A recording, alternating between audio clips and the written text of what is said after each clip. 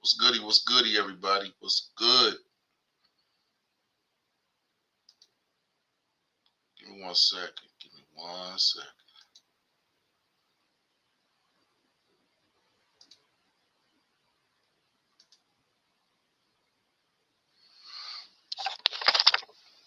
What's goody? What's goody, everybody? It's your boy Maas. And tonight is Tuesday. Tuesday Adult Conversations with Maas Appeal. How's everybody doing tonight? You already know. Got to give thanks to the Most High for allowing us to make it to another Tuesday. And tonight's conversation. Will President Trump end social programs? I mean, will he just outright end immigration? But we got a lot to talk about tonight in terms of Donald Trump. But hope everybody had a good weekend. Hope the week is off to a good start.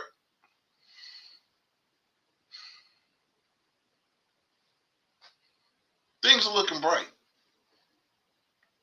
I mean, it just depends on what perspective you're looking from. But shouts out to everybody watching on Facebook. Shouts out to everybody on Rumble. Shouts out to everybody on Instagram. And shouts out to everybody on freaking TV. All my people watching in South Korea. And all my people watching in Nigeria. So, what's going on with everybody tonight?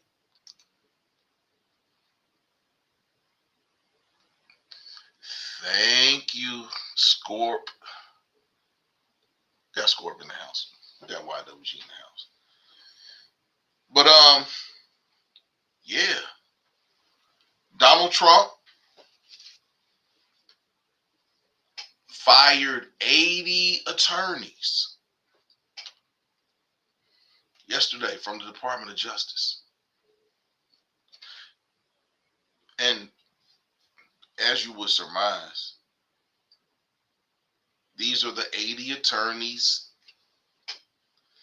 that worked on his case. Some Republicans, some Democrats, some attorneys that had worked for Republican presidents and Democrat presidents. He fired them, gave them their walking papers. Thank you, Scar. Yeah, he fired 80. I was wondering why something was missing. He fired 80. He fired 80 attorneys. Gave them their walking papers. These were people that were like, some of them were very, I mean, he fired very, very senior attorneys. Now, these attorneys will have no problems getting work. But President Trump is basically trying to show that he has absolute power over his cabinet, over the people that are working in his government, and now it seems social programs.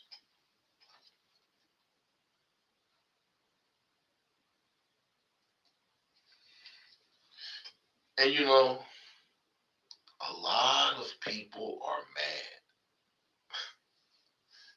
If you're out there watching, why are you specifically mad at the things that are going on around you? And the reason I say that is all presidents do bad things. Is it just that President Trump is just straightforward with his shenanigans?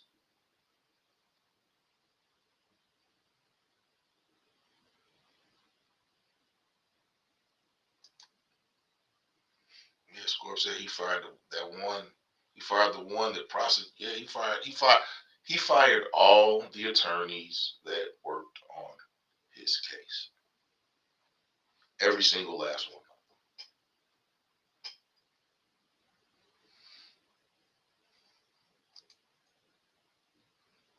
Yeah, some of them knew they were going to get their letter and they quit. Some did put their notice in and leave.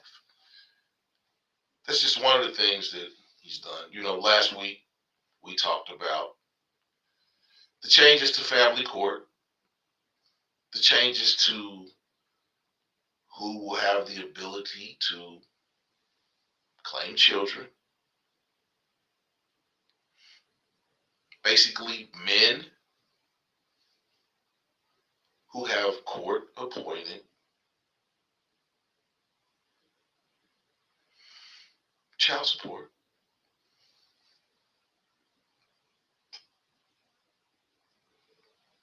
will now be able to claim their children when it's time to do taxes. Now,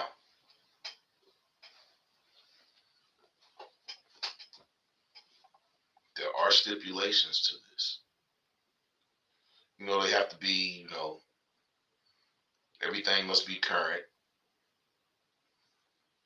That's basically the only stipulation that they really have is they have to be current. So, men, if you have court appointed child support payments, you can now claim your children at the end of the year. I don't think you can do it this year, but next year you'll have that ability.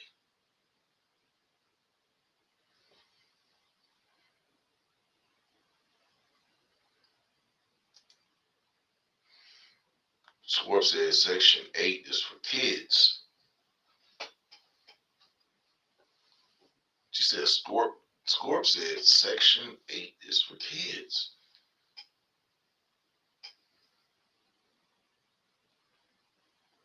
And you might be right about that, Scorp, because if you're in college, a lot of I think that's really the only ability that a man has to get Section 8 is if you're in college and you get financial aid, you can apply for Section 8 while you're in college. I think men can't get Section 8 in lots of situations. There are some situations where men can't get Section 8, but a lot of situations, men, they can't get Section 8. But they are saying that Trump is zeroing in on Section 8. What would happen if what would happen if President Trump ended Section 8?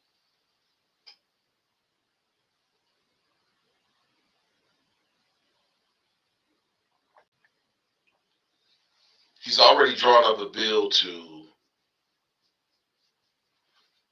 and this is on the back end of the bill that there's only two genders. There's only two genders. Now he is going for men or women who are openly transgender in the armed forces. He is drawing up a law to basically have those people kicked out of the military.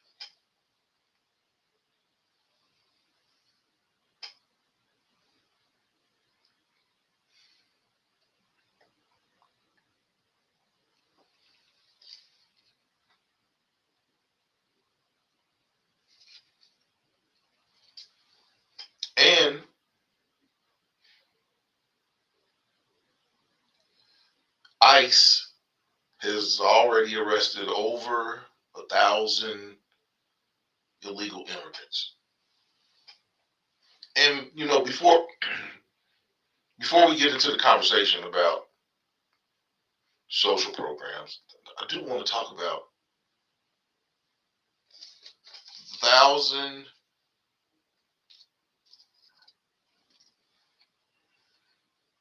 illegal immigrants that have been arrested.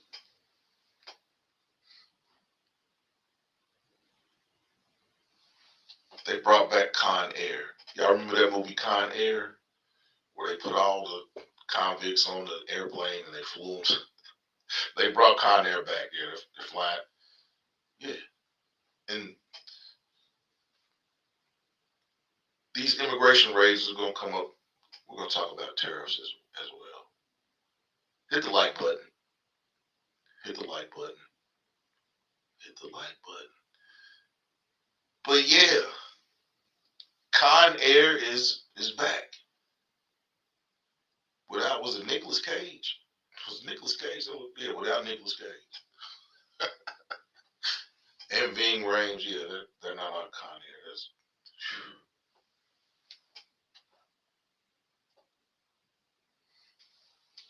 Is it right? Is it wrong?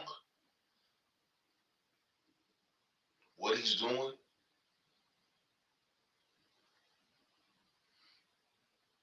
Is it right? Should America be for Americans? Or is the melting pot age over? Is America now not a melting pot? Y'all tell me. So I can't, tonight's first question I have for y'all is, will President Trump end Section 8? 67% say yes. 33% say no. What will happen if Donald Trump ends Section 8? Will the crime rate go up?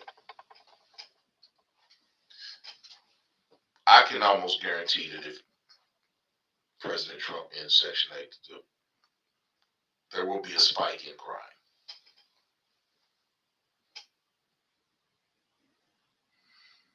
Because I don't think you can just cut off stuff like Section 8. Because, and even though it's bad, you have people who have come to look at Section 8 as a way of life. I think you have to gradually do something.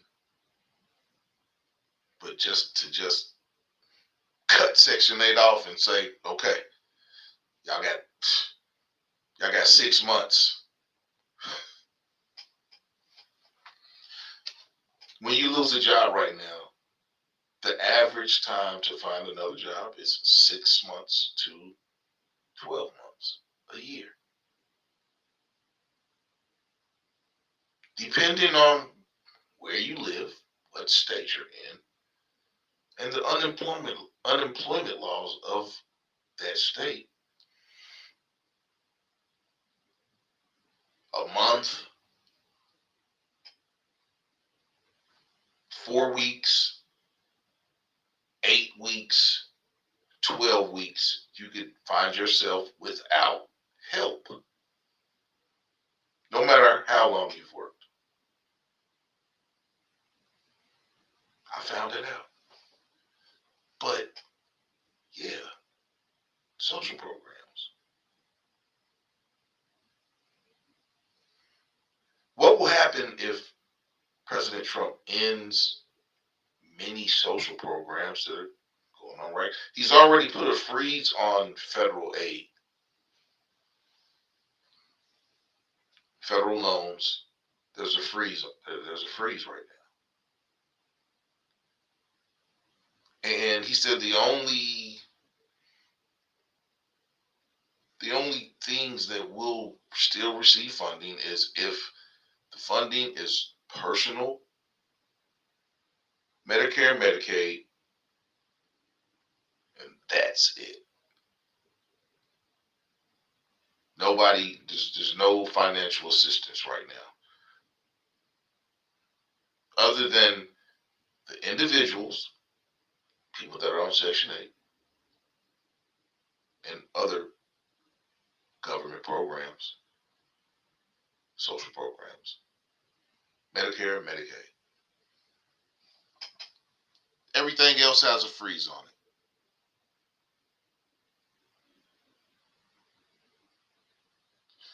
Score, I don't think there's going to be any reparations while Donald Trump is in office. I can almost guarantee you there will be no reparations these next 4 years. I don't even think you're going to hear anyone talk about reparations in the next 4 years.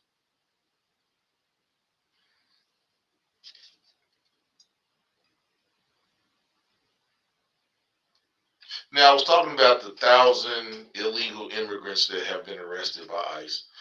I'm here in Cincinnati, Ohio, and basically ICE is here in Cincinnati. They've been, I guess they're in the planning stages or whatever, doing their raids here in Cincinnati, Hamilton County, Kenton County, in Kentucky, as well as Campbell County in Kentucky. I'm pretty sure that they're going to do some other counties in Ohio. Probably got their helicopter out. But they are raiding. Yeah, they don't. Your company's going to lose workers. They don't care. And there's lots of people that are mad. And this mad at Trump, it really doesn't have a color. There's white people that's mad at Trump. There's black people that's mad at Trump. All these businesses who hire illegal immigrants and pay them sub below minimum wage positions, they're mad. But then there's people that say, hire Americans. You may have to pay people more, but it'll be for the greater good. Will it be for the greater good? Will it be for the greater good? Yeah, people are mad at Trump. Very mad. Black people, white people, Latinos, the Africans. I don't think that but then there's a lot of people that are happy with the things that Donald Trump has done. Granted, I don't think there's anyone that's happy with everything that Donald Trump has done, but there's people that are happy about some of the things he's done. But what I wanted to talk about in terms of the illegal immigrants and the thousands that are going to be arrested is they have bounties. They have hotlines. And my minor was African American history. That was my minor when I was my undergrad. African American history.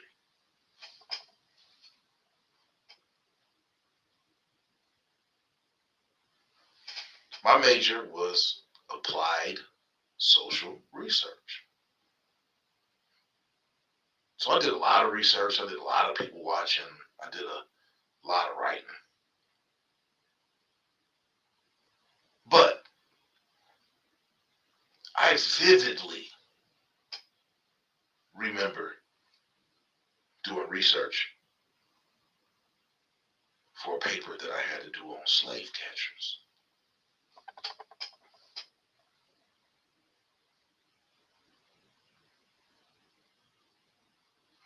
And through my research on researching slave catchers, they put bounties on slaves. You could anonymously say, yeah, this family over here, they're abolitionists. They got slaves in their basement. They got slaves in their attic. And if they found slaves in that attic or up under the house, they were paid a bounty. So my thing is, the bounties and the hotlines and all this stuff that they're kind of reminds me of slave catchers. Now I got black friends that said that they're gonna call the hotline and try to get in on this $750 for every illegal that you help them catch.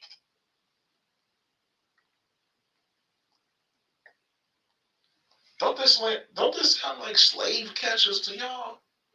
Or am I going out on a limb? Does that sound like slave catchers to y'all?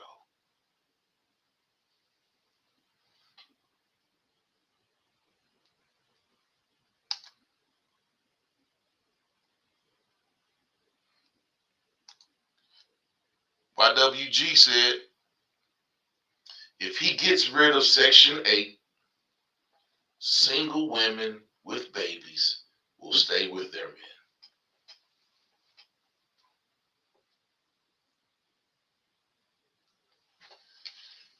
If President Trump gets rid of Section 8, single women with babies will have to stay with their men. Will that be emphasis on making it work as opposed to not making it work and getting a check? This lavender martini is so good. I'm sorry, I just had to say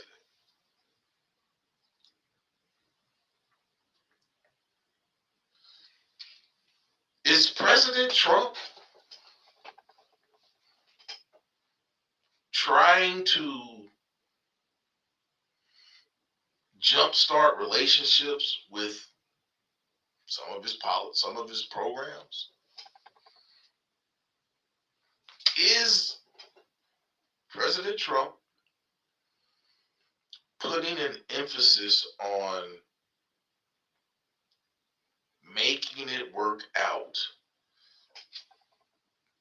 in terms of relationships?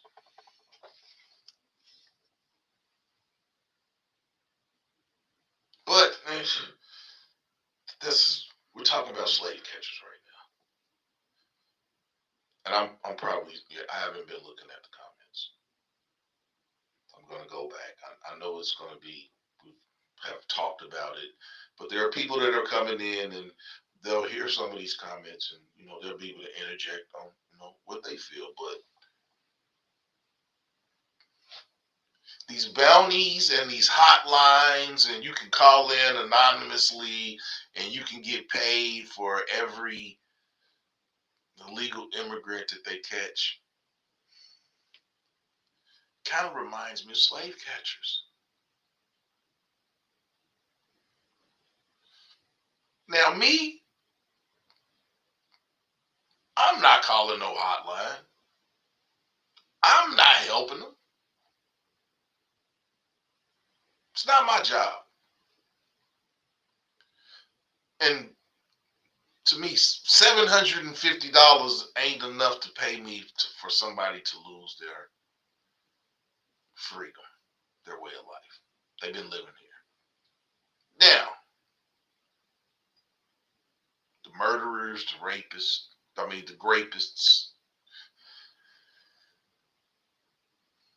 that's another story. But people that have been living here have been law-abiding citizens, have been raising families. I don't want to be the one to get $750 for calling ICE on them. I'm not going to fault anyone who does.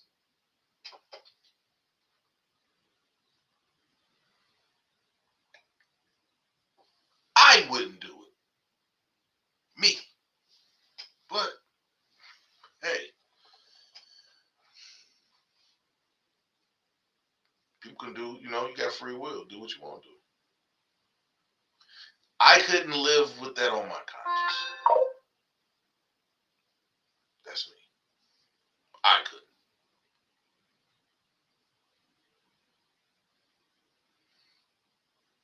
But do these bounties and these hotlines to call in and, turn in people that are living here illegally. How y'all feel? I mean, does that remind you all of slave catchers? And while I let you all think about that, I'm going to go back and look at some of these comments that have been going on since I've been talking. But hit the like button. Share this video out.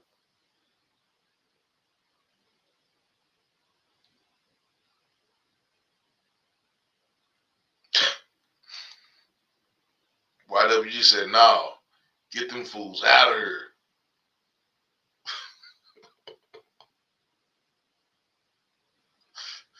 No, get them fools out of here.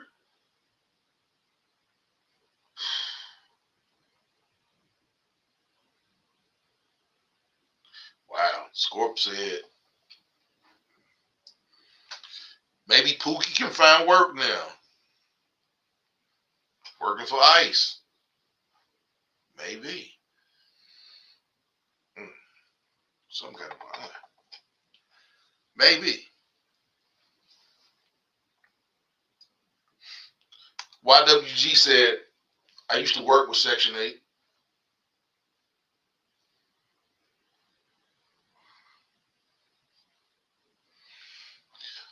I used to work with Section 8, and they were in a 5-year program to get off of it. We offer job training and school assistance. Do some places have time limits on Section 8 and some places don't have time limits on Section 8?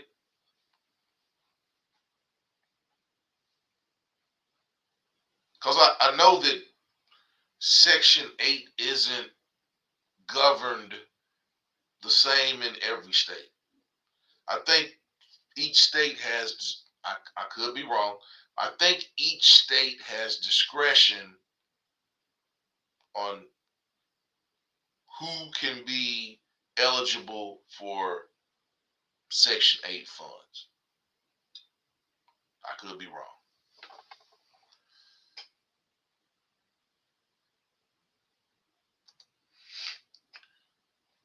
Dope 45, cut Medicare, Medicaid, Medicare, but I think the court blocked his freeze. I don't think they did. No. He didn't block Medicare. He said that he wouldn't block. Yeah, that you could be right. I could be wrong. But I know, but what I'm saying is I know that Medicare, Medicaid, and any personal federal assistance is the only assistance that is going out now. Any assistance other than those 3 things I just said, Medicare, Medicaid, and anyone that is getting personal federal assistance, i.e. any federal social programs, they will still get whatever funds they get on a monthly basis. There will be the freezes on federal loans and any new federal assistance.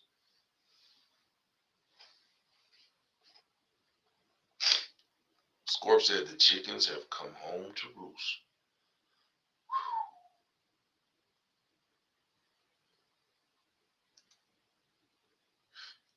Yeah, YWG, you was just saying last week how Was it 36? Was it 60? 60 eggs was $12. I don't think those 60 eggs are $12 this week.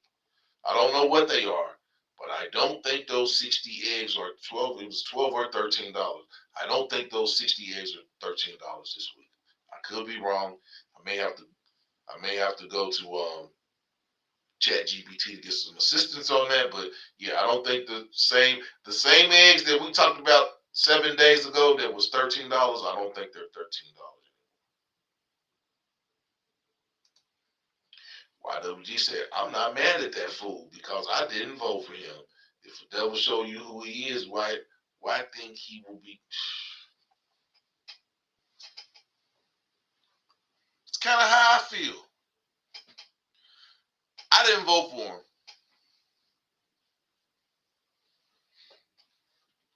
I didn't vote for Kamala. I didn't vote for either one of them.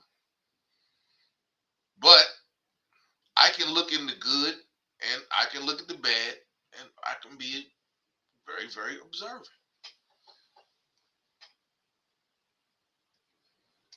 Hey, RP. RP. A few of the people came to game night. I couldn't make it this weekend. But I got a report. The people that came, they really, really enjoyed game night. So yeah, ladies, it was changed. It wasn't at 9 o'clock. Well, I think it was. It was 10 o'clock on the East Coast, 7 o'clock on the West Coast. So yeah, the ladies of RP, they do a game night on Saturday nights, 10 p.m., 9 p.m., 10 p.m., or somewhere in there. You can go check them out. The people that went said they had a great time. So yeah, go check out the Ladies of High Talks page.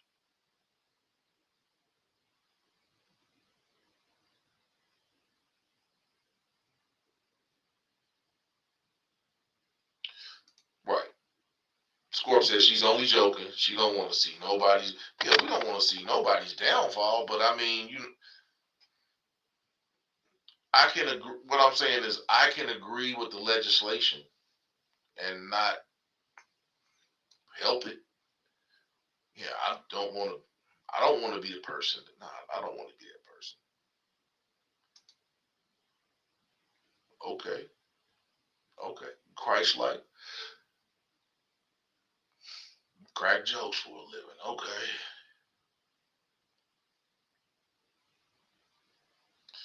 We ain't gonna talk about your ex Scorp. We're gonna leave that there. YWG said, I'm not calling ICE on anyone. They can do their own job. It's dangerous getting involved and see something, say something. Innocent folks will get hurt because you want money. Yeah. I don't want to be the one to traumatize somebody and they not be. Nah, it's not what I want to do. But I just think these anonymous hotlines, and I just think that it just reminds me of slave catchers, and that's why I kind of brought it up because, like I said, I had to write a paper on slave catchers, and this stuff that ICE is doing reminds me of slave catchers. Now it's me. Like I said, I won't be the one to help them, but yeah, it kind of reminds me of slave catchers.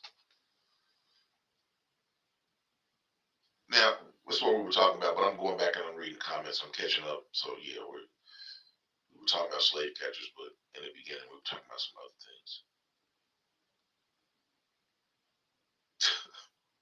Who owes you money, Scorp?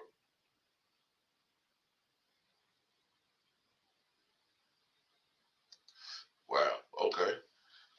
YWG said, no, Trump not trying to save relations. It's just an unattended win for families if he got the government out of family business. So, YWG, with that statement that you just said right there, can I say that you are in agreement? You are in agreement with President Trump if he were to end Section 8?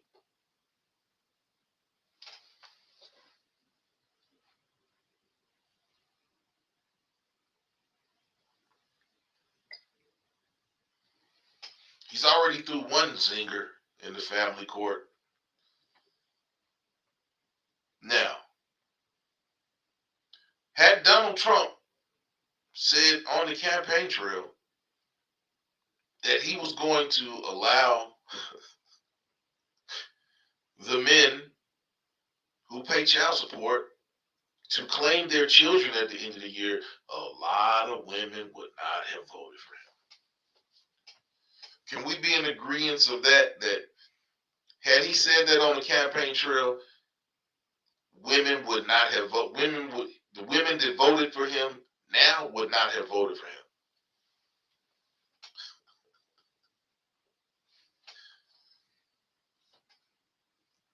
I'm just being real.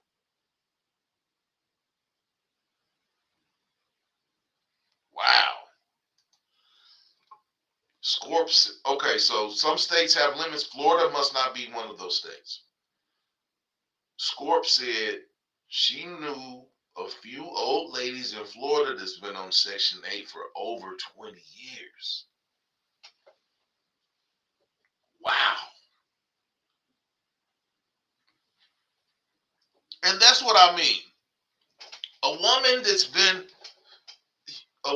been on Section 8 for 10 years plus. You can't just cut Section 8 off for them. They have no job skills. Their job skills is in parenting. That may not be good.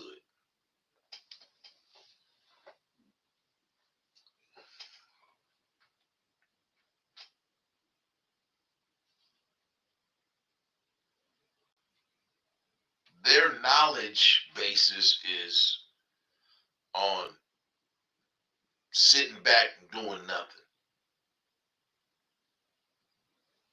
You have to change their mindset gradually over time. You don't just cut it off and say, okay, go get a job. All you women, you've been on Section 8 for 10, 15 years, go get a job right now. You can't do that. Although it may be good for the balance sheet, because it seems like all this stuff is driven off of this balance sheet of Elon Musk and Ramaswamy.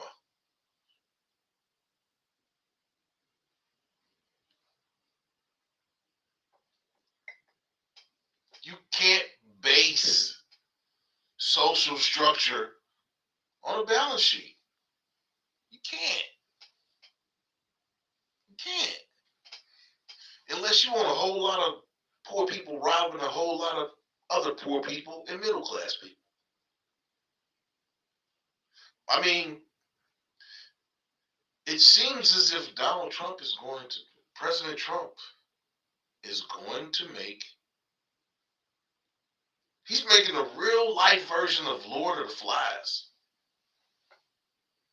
If you have never watched Lord of the Flies or read the book, I've read the book. The book is much, much descriptive than the movie could ever be. Watch Lord of the Flies. That is what President Trump, is trying to create. And if you don't know, Lord of the Flies was a book about Darwinism.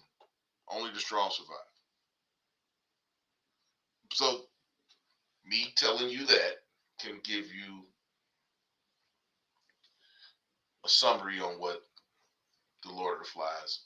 Now, there's a lot of complex social ideals and things that you see and get out of reading and watching the Lord of the Flies, but essentially it's Darwinism. And that's, I think, what Donald Trump's goal is. If you are not skilled and you have not done anything to better yourself, it's probably going to be hard for you.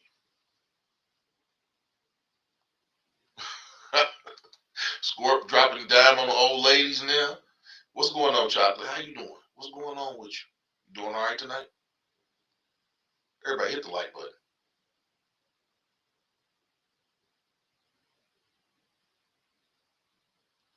Scorp says she didn't vote for neither one of them.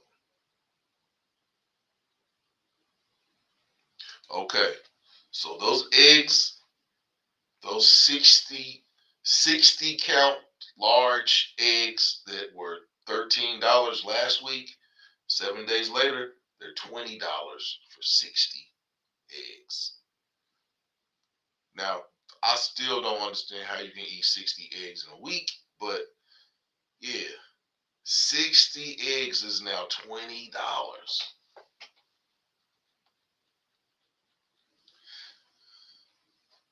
That's a lot of money for some eggs. It's a lot of money. Dark Star's in the house. Hey, Dark Star. How you doing tonight? So, I put the question, will President Trump end Section 8? And right now, it's 83% people think that Donald Trump will end Section 8 and 17% that think he won't.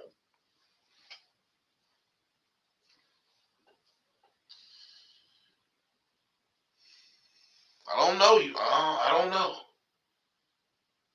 I don't know. But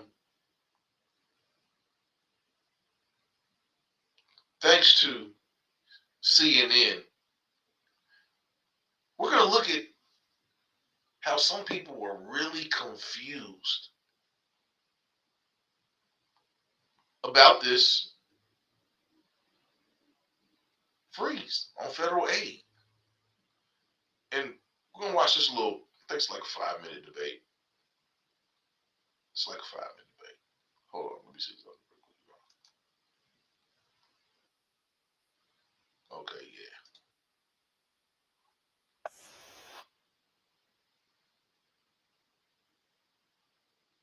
So yeah, we're going to look at this.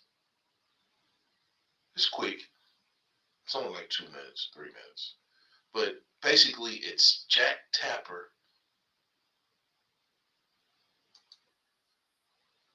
talking to one of the people, Stephen Miller, to explain the freeze. Because it's really kind of hard to explain, because you say there's no federal aid, but then you say individuals and Medicare, Medicaid. But what individuals are, it's very, very vague, and we don't even know how long this freeze is. There is no timeline on it. It's indefinite. So Jack Tapper is trying to get some answers. So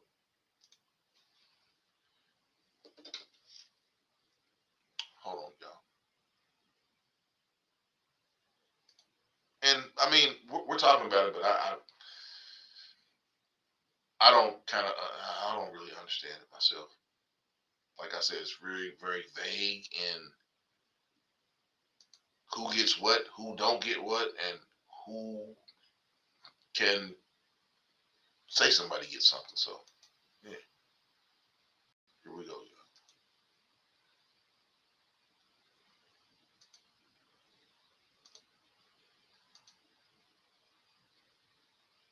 Organizations like Meals on Wheels, right? Their job, their mission, it's a private organization. They get grants from the federal government. They feed seniors. Meals on Wheels is currently in the dark. They don't know, does this order affect us? Does this mean we're not going to have any more funding coming in? They feed like 2 million seniors. So I'm just wondering, first of all, why a pause? An investigation, sure, I get that. Auditing, sure. Why a pause? And what about? Well, Jake, once you spend money, you can't get it back. So, in other words, if you don't put federal programs under review that are wasteful or harmful to taxpayers, and then people hit send, you wouldn't believe the payments we've had to pause over the last few days with bureaucrats trying to funnel money out of the door, funnel money to the World Health Organization, funnel money to resettlement organizations, funnel money to foreign countries. And so, of course, you have to put a pause on these discretionary grants of funding and have a political review process. In other words, there are people that are accountable to the taxpayer to review. It does not include, the review process does not include any public benefit program. So you mentioned Meals on Wheels. That is a public benefit program. OMB has been clear about this. Jake, we have to get control over this government. You understand this point about NGOs, non-governmental organizations. Mm-hmm. Joe Biden gave just one NGO responsible for resettling illegal aliens $3 billion, with the B, $3 billion. President Trump, when he said drain the swamp, he meant it. And yes, so those kinds of spending programs are going to be put under review. Okay. I don't think anybody's taking issue with if you find money that is being dispersed in an inappropriate way, halting it. I think what the confusion is this seemed to a lot of groups and a lot of states, Republicans, Democrats, Independents, like a very sweeping order, and there is confusion. I just want to make sure I understand. So anybody out there that provides school lunches, anybody out there? Yeah, there's zero impact on public benefit programs, full stop, as OMB has made clear. And I want to really drill down on this, Jake, because it's so important. Mm-hmm. There's 2 million employees in the federal government. Overwhelmingly, the career federal service in this country is far left wing. I don't know that to be a fact. Well, I'll give you a great example. We looked at USAID as an example. That's 98% of the workforce either donated to Kamala Harris or another left-wing candidate, just as an example. Okay, but let me just an entire workforce is having a... Wait, whoa. Did you just say that saying someone voted for Kamala Harris is demonizing them? No, so according your suggestion is that there's a bias. No, but you used the word demonizing. You just said that I'm demonizing somebody by saying they voted for Kamala Harris. Let's get back on track. But I am on track. Okay. Let me stay on track. What I'm saying to you is this. There are 2 million employees in the federal government. Right. They're overwhelmingly left of center.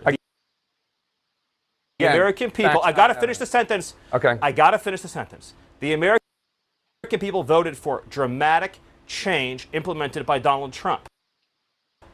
So it is essential for him to get control of government, to establish a whole of government process for Donald Trump's political appointees to review discretionary grants of spending for pet projects that are not directed by Congress. In other words, these are pots of money where Congress hasn't said how to spend it or where to spend it. This might be something like saying, I want to build a $500 million fountain in the courtyard of the Department of Commerce. This might be something like saying, I want to fund gender studies in Afghanistan.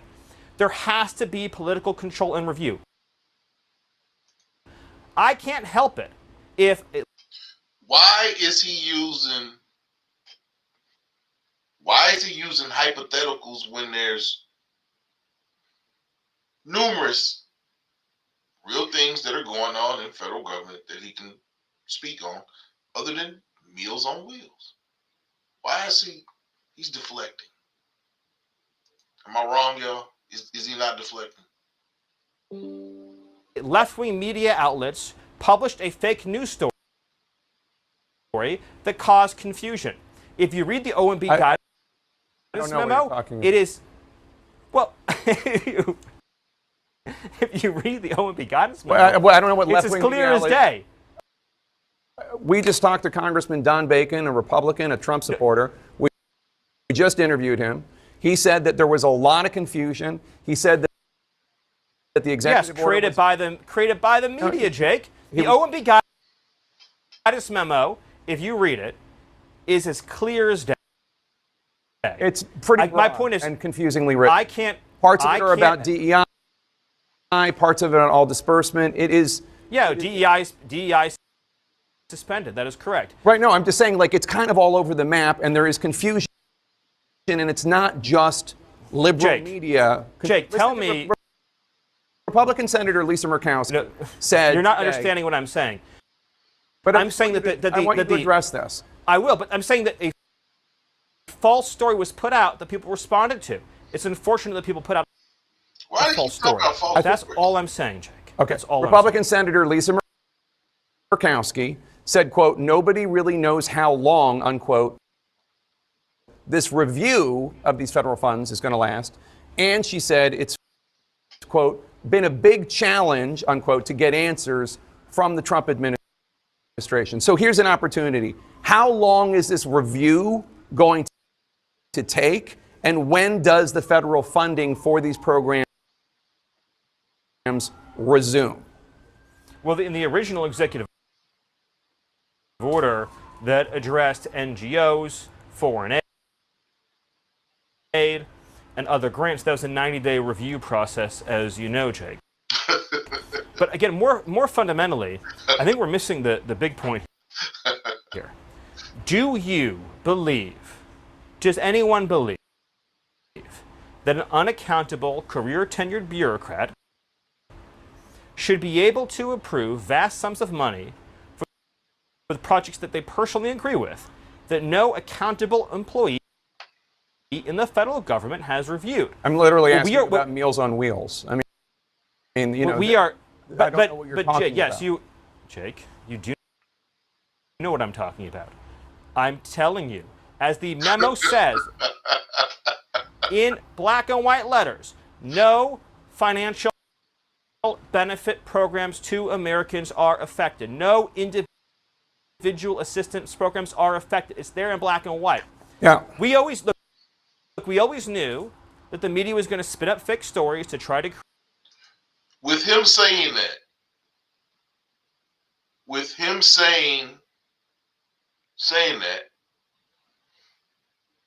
is this are they just going after corporate entities that have DEI programs that are basically government assisted, some government funded? Is that what he's saying? I mean, you're not going after individuals. You're not going after Medicare, Medicaid. So are they going after? And I kind of think that they are going after corporate, because they were about to take a lot of money from Google. But Google complied with Trump's executive orders in changing the names of geographical landmarks. They were going to, they complied with the executive orders to change the names, which is Denali. They changed Denali back to Mount McKinley, which is the name I grew up with it being. And I guess changing the Gulf of Mexico to the Gulf of America. I mean, is Donald Trump bullying? Is he bullying people? And we're gonna finish watching the last 2 minutes of this video, but it's a lot of bullying going on. But if you win, is it really bullying if you're just doing what the winner does? Create controversy, to try to create scandal. I'm not saying you, Jake. I would never say you. I'm not saying you. We invited you on to clarify, Stephen, and we just heard and I'm here. Right, I know, and I appreciate it. And I want to turn to I'm immigration in 1 explaining it second, to but you. I'm just saying, Republican Congressman Don Bacon was hearing from constituents. We have no idea where the constituents were getting their information from, but I will say, last night, when people started noticing this order, people were upset based on the executive order. I was hearing from them directly. The executive order, Jake, the executive order was issued 7 days ago. I understand that, but it was going when the word got out. Very, very. This is an OMB guidance document. Right, exactly. And when that went out, people got it. He's very, very conscious. And you heard Congressman Don Bacon saying he was worried He's a funny guy. Yes. Now he's not, but he was worried that before school programs and after school programs in Nebraska were going to be affected. I'm sorry. But you've clarified the media. I'm sorry that the media has falsely reported on this story. I don't know what you're talking about in terms of false reports. Look, it was a broadly written executive order, and there's no. You're conflating two different things. Stephen, An executive order was issued a week ago. There were some and then there was the memo. There were some bureaucrats in the federal government who tried to push out money, billions of dollars, for wicked and pernicious purposes that had to be frozen. A guidance memo was written. OMB guidance memos are by their nature complicated. Can he just tell us what those programs are that they're going after? Or do they not want us to know what programs they're going after? To read because this involves the federal budget. The choice here is simple. It is very simple, and I want to state it clearly. Okay. Either Donald Trump gets political control over this government and ends the waste, abuse, and fraud on the American people, or we let bureaucrats autopilot federal spending. If we hadn't stepped in, then billions more dollars, as an example, would have gone to left-wing NGOs that fund and resettle illegal aliens and are complicit, in many cases, in facilitating. Before we go any further, Dark Star did say, stop funding the NGOs. Child trafficking. Okay, so this obviously administration will never, ever apologize obviously for defending the American taxpayer. Obviously, nobody's in favor of child trafficking.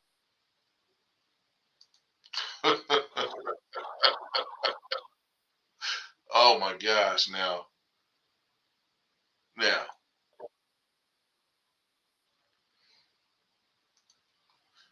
granted,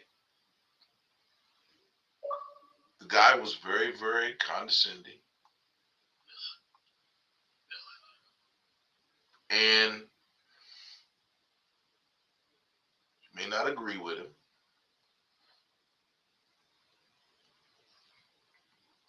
He did say they're not going after any need-based programs. The way I took that is that they're going after corporate entities that are abusing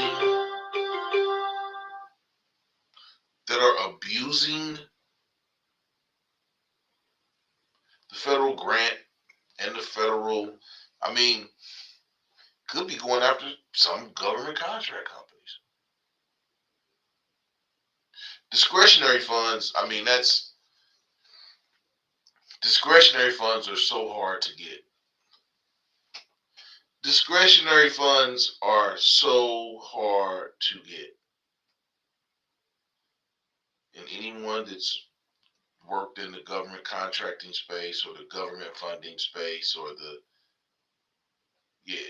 any of those government spaces knows that getting discretionary funds is almost impossible.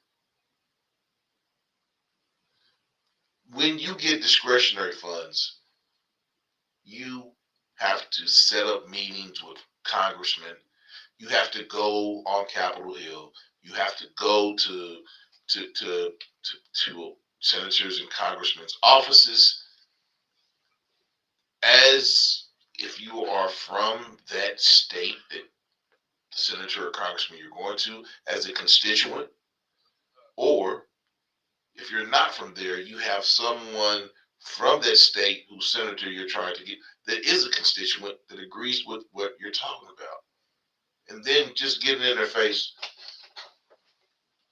is most likely not going to get you discretionary funds. It just doesn't happen. We just passed the hour mark. Hit the like button. Share the video well. Subscribe to the page. But yeah, we're talking about Donald Trump, social programs, immigration, funding, firings, and some good things.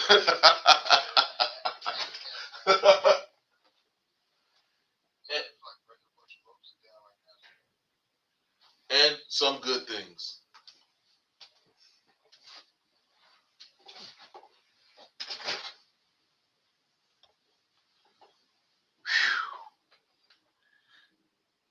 They said they were going to. They said they were going to cut the fund. They were going to cut the money. They were going to balance the budget. And what did they say they were going to cut? They were going to cut $2 billion. $2 billion out of the federal deficit.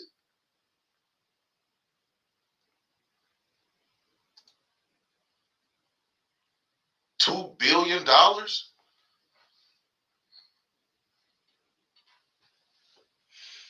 Now, we may be mad at the actors, Elon Musk, Ramaswamy, however you pronounce his name. I'm sorry. I don't think I pronounced it correctly. Even though there are things that they want to cut, and there are programs that they want to end, they still have to go through the approval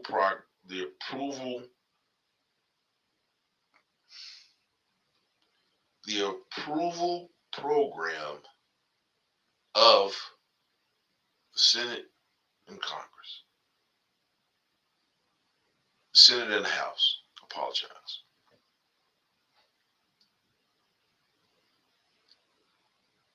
They can't end things without Senate and House approval unless there's an executive order written. And the thing about executive orders is you can put an executive order in, and the next president who comes in, he can change the executive order. He can nullify it. Whereas if there's legislation, it's kind of hard to, unless you can come up with a bill or whatnot and get it passed. It's really kind of hard to change enacted legislation. Executive orders, those executive orders are as good as long as he's in office.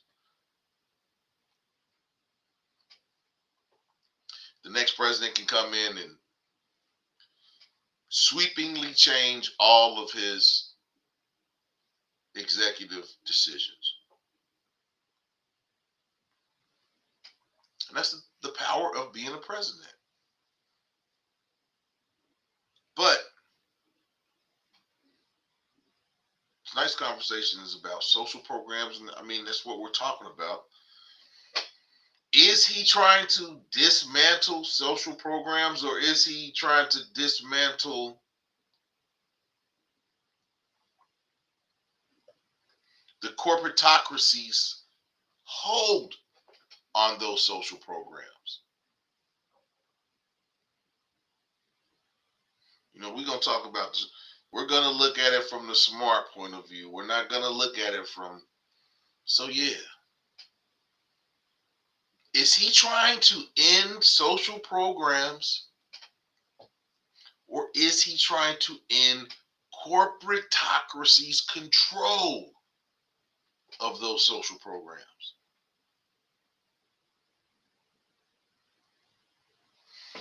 This is the Smart Man's Channel, not the dumb ones. This is the Smart Man's Channel. This is where the smart people come to have conversations. Which one is it? Is he trying to end social programs, or is he trying to end the corporate control of those social programs?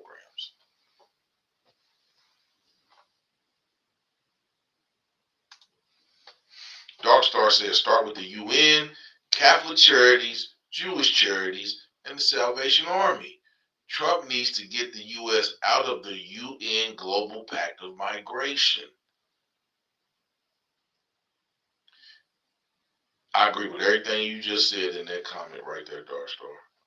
Start with the UN, Catholic charities, Jewish charities, and the Salvation Army.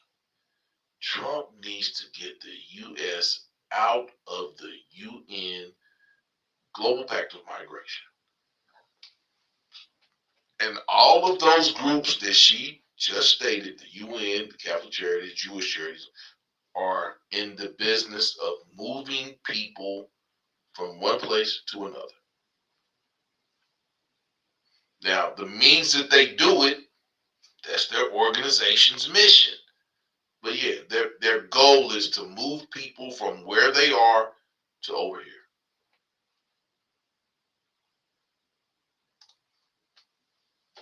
Chocolate says Section 8, for it to work on the 5-year plan, you have to work. Y'all are speaking on people that are on metropolitan subsidized right. Those people are not working. Those people have, their rent is $25 a month. Their bills are subsidized and paid by different programs.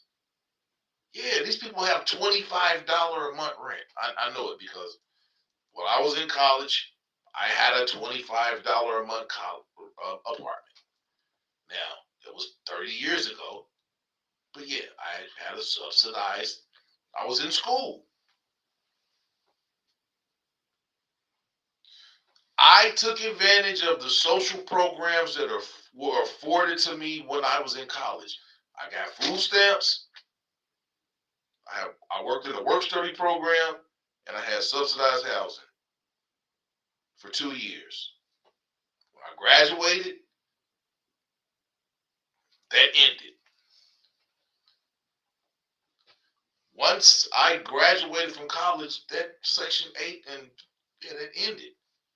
There was no reason for me to need Section 8 and food stamps and $25 a month rent. Some people's rent was zero. Some people had zero rent under the Section 8 program.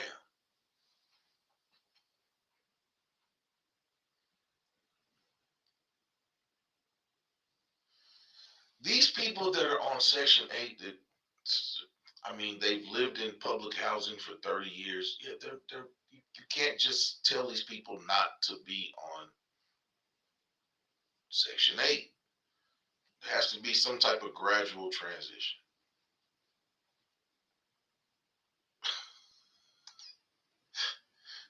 YWG said, I think Stephen Miller is a Down syndrome baby or a mouth breather. He is a mouth breather. Whew. YWG said, cut the Pentagon budget will solve a lot of problems with the budget. The thing about that is a lot of those Pentagon budgets are black programs, so they're not going to cut those black programs. And the thing about black programs is you give them the money and they don't tell you nothing. They just show you the results. Chocolate said, subsidized housing is the problem, where people don't want to work and do for themselves. There are plenty that are in subsidized housing that are doing right to get away. Too many don't care and stay where they, yeah.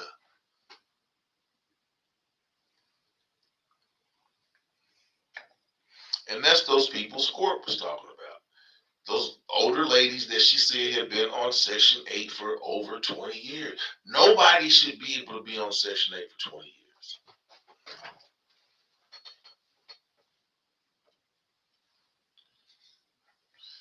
Nobody should be able to be on Section 8 for 20. That's not what it's for. The purpose of Section 8 was not to be on it for a lifetime.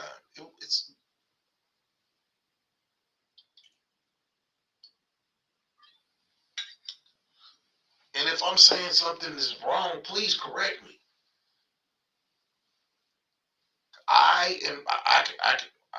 can be corrected, but I do not feel that a person should be able to be on Section 8 for 20 years.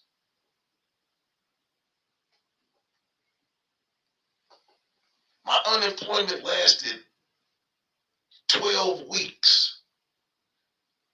12 weeks and they kicked me back into the. Now, I had a savings account and all that type of stuff, but yeah, if I work for 10, 15 years and I lose my job, I only get afforded 3 months, 12 weeks. But you got a person that has some babies and they can be on Section 8 for, no, I don't, I'm sorry, but I'm not sorry. No.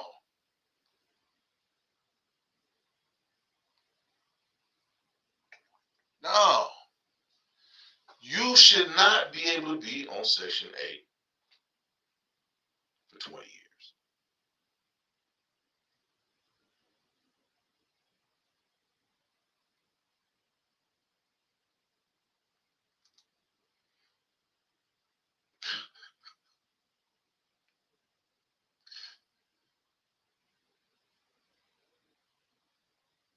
Right, exactly. When someone tells you something and they are laughing, they are lying. Stephen is a wicked person. He's a wicked. He's a wicked person. Okay, he's wicked. Juggernaut, what's going on, brother? How you doing tonight? Hurt, what's going on, brother? What's going on with you tonight?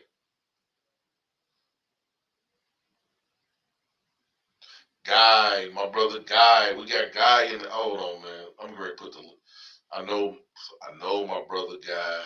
I know he's got something good to say. He ain't been around for a few months. I gotta check, man. I'm putting the link out, Guy. I know you got something good to say. We're gonna go back up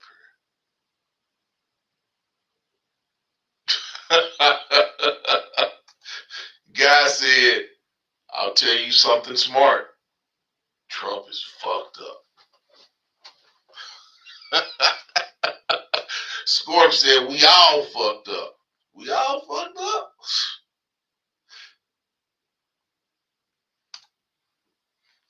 Guy said, I told you about that dude at YWG.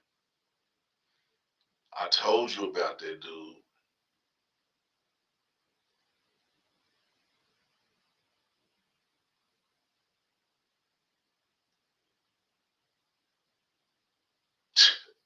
You gonna, this dude said he's gonna start selling Trump knee pads. What? Well, y'all leave it to the comment section, boy. They get wild. Yeah, I got my homeboy. Yeah, anybody else that wants to come up here, we talking about social programs and will Trump end them? Come up here and talk with me and my homie Guy. Man, what's going on, my brother, man? It's been a few months since last time he was on here, man. What's going on? Yo, I can't hear you. You can't hear me? Maybe there's something up with the setup. Yeah, man, something up with your setup, man. But yeah. Oh, hold on for a minute.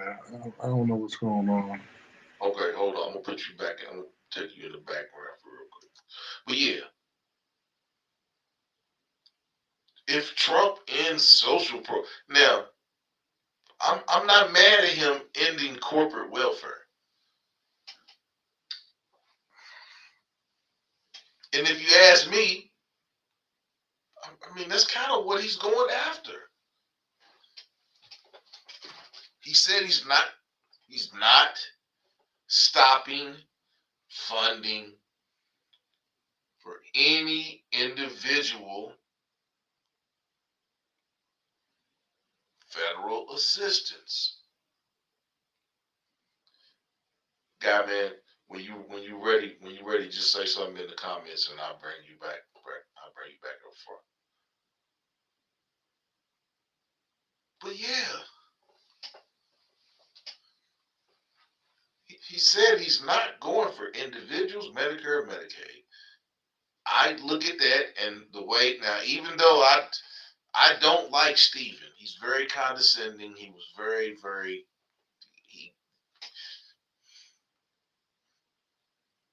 he was very condescending.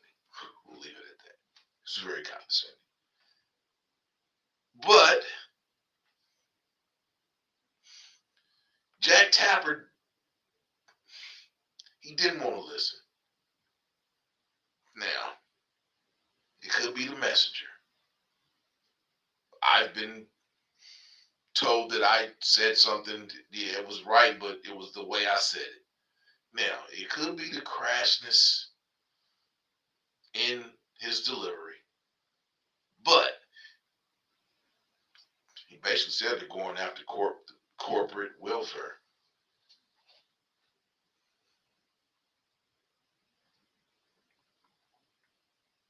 He basically said they're going after corporate welfare. I don't have any problems with that. You ready? Okay. They're going after corporate welfare. No individual. So that's everybody that's on Section 8 right now. Anybody that's on food stamps, and anybody that's getting cash assistance from the federal government, the money's not going to be affected. Can you hear me now? Yeah, I can hear you. What's Okay. up, man? What's going on with you, man? Man, I'm watching the news, man. That dude's out here, man, acting a fool, man. He's doing the whole bait and switch. So I was going back and forth between Fox and MSNBC, right? And MSNBC is showing, the freeze on the funds and how it's fucking shit up. And then you know what Fox is showing? Fox is showing the rounding up of immigrants and nothing about the freeze and how it's messing up stuff. It's a whole bait and switch, man. It's like they put the little shiny object out there and everybody pay attention to that. And while they doing all this stuff in the background, it's crazy, man. I told y'all I remember us talking about Trump and when he first was going to run, and everybody's like, even me, I was like, maybe we should give him a chance. He's a businessman. We need somebody different. And we was having those type conversations, right? Hey, I'm gonna tell you something. Huh? I remember you was like, man, I like him. I remember we was having a conversation. You was like, I like him on The Apprentice, though. That's what you said. No, I ain't never say no. That's your boy Stan, Murphy, and what's the white boy's name? Murphy, and what's the white boy's name? He was a straight Trump dude, the white guy. Oh man. They was all talking about they liked me, and I think it was you too, man. I remember you saying you liked me. No, I said give him a chance, but I didn't know anything about him. I never watched that. I never watched his show. Okay. I never watched that show. Trump is he's a rich geek to me. He's like Elon Musk. They're off brand. Elon Musk is a lot geekier than Trump. He's an off brand. Straight up. He's a straight up off brand. You know what I'm saying? They came from a rich family. Yeah, I mean, come on, man. This shit is like a show. They just putting on a show. And as far as your conversation about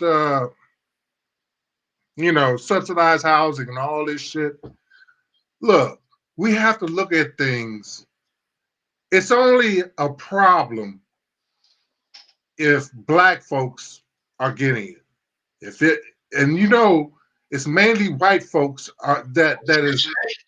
Huh? That's what I'm saying. It's a lot of white people that's mad because it's more white people on Section 8 than black people. The majority of them are. They're 59% of the population. And all them red states are broke. It's a lot of white people that's gonna be on the streets if he shut down Section 8 too. That's why I don't think it's gonna be shut down. Because there's too many white people on Section 8. Look, and I'm gonna put it into perspective, right? Because I've been down before, I've been up before, I've been broke before. I understand the whole spectrum, right? So when I look at it, just put it in perspective. And this I was telling my brother this, right? Look at high school, right? 5% on the top are the smartest ones. And then you got that 5 to 10% on the bottom, you know it was never going to be shit. Whether they're smart, they don't have no motivation, whatever it is. And then you got all those people in the middle in the rat race. So that's our society. And that's how it goes from high school into real life. And you know those people you talking about that in subsidized housing for 20 years, that's that little 10%. That's what I'm saying. That's just what it is. They're not going to change. They They're who they are. Everybody's not you. I was telling my brother this. Everybody is not you. My brother went back and got his master's and he did some stuff that was really commendable in his life. But I told him everybody's not you. And you know those people that you could say they're lazy, they don't got no, they got mental. Some people don't have confidence. Oh, there's 1,000 different reasons why there's people on the lower 5%. It's 1,000 reasons. It's motivation. They're not really smart enough, or environment. It's 1,000 different reasons. They lose hope. They quit. It's just, but hey, look, you got to look at this. Look, so you got this motherfucker that got $400 billion. Yeah. How could you have $400 billion and walk around like you the man, and you know there's people dying and struggling while you jumping up on stage with Trump looking like a fucking off-brand? I know y'all watch that shit. It's like what is this? What was going on? And yeah, that whole thing. Man, this world is messed up. It's like it's the world of have and have nots. You know that. No. That's exactly what it is. That's why Tyler Perry came out with that show about 4 years ago. The have and have nots. And that was the craziest show ever. Now I say I don't watch Tyler Perry shows, but the have and have nots is what's going on right now. That show was crazy. And then you got all these broke people that look up to those billionaires like, oh, I wish I was you. Oh, it's like a fantasy. It's like, it's a show. It's a fucking show. And Trump bought the show. Are we living the Truman Show? Man, I'm telling you, man, it is a show. It's a bait and switch. People are falling for it, and I'm like, man, they can't be. How could you be? Look, how could you have a billionaire and he's your leader, and he's a billionaire? He never worked hard. He didn't even know the word groceries when he was running for president. He didn't even know. He never said that word before. You didn't even know the word groceries? Right. How could somebody broke and poor follow him? They follow him because they wish they could be a billionaire. They look at it's like a dream. You know what I mean? Why else? It's like the Pied Piper. That's what I was about to say. Is could that billionaire have some debonair qualities to himself? Can he portray himself as this big, strong dude? And that's what President Trump does a lot of posturing. Yeah, he does. Posturing. This is what he has 5-second quips and a bunch of posturing. He appeals to people's grievances. And if you notice that his top percentage of his voters are non-college graduates. All they do is watch the news. Like, say for instance, if I really want to know something, you know what I do? I'll go to the government website and I'll read his executive orders. It's all online. If you really want to know what he do, everybody ain't you and I. They don't. See, there we go. You threw that right back at me. You're going to read so I know what's going on. And you're right. Everybody's not me. See, you just threw that, and it's true, and that is 100% true. And that's why we have these conversations, so the people that don't read, they can watch me and listen to you. Look, he's putting on the show. You think we don't deport people every year? We deport people every day. Right. Even before Trump, Biden was deporting people. They said that Obama deported way more people than Trump. Obama deported the most people in presidential history. Right. So, but what's the difference? Trump is just putting up a show so he can show his people, his voters, putting up a show, putting it on TV. Doesn't mind putting the dirty stuff in front. Right. Oh, look at crazy ass Murphy. Dear leader. Murphy was all on Trump. YWG. Because once I figured Trump out, I used to go in the back office and argue with Stan, Murphy, and I forgot that white guy's name. He started hating me too. Well, because he didn't like Trump. Right, I didn't like Trump. So Murphy knows the guy's name. He sat right in the office with them. He bought that new car. Remember, he bought he was. Oh man, who are you talking to, man? The one who wore the glasses, little short white guy, little nerdy guy. Murphy, put his name. You talking about? Yeah, I know. Yeah, you talking about? Yeah. Oh, he fell head over heels in love with Trump. You talking about your YWG? What's that dude Murphy? What's YWG? What's that dude Murphy used to argue with? What? Murphy know he is. You live in West Virginia. No, he was going to move to West Virginia. No, he lives in West Virginia. I know who you talking about. He taught me how. That's the dude that taught me how to do the fire sticks. See, he used to argue. Yeah, man. I guess HR different, man. He showed me how to do the fire sticks, man. I do my own fire sticks. But what was dude? I can't think of his name. He was cool with me. I ain't had no problems with him. Mike. Well, that's him, Mike. That's him. That's that little crazy ass dude. Oh, he fell for Trump hard, man. Wow, Scorp says she followed anybody with big balls. Oh, yeah, yeah. You did say Trump had big balls.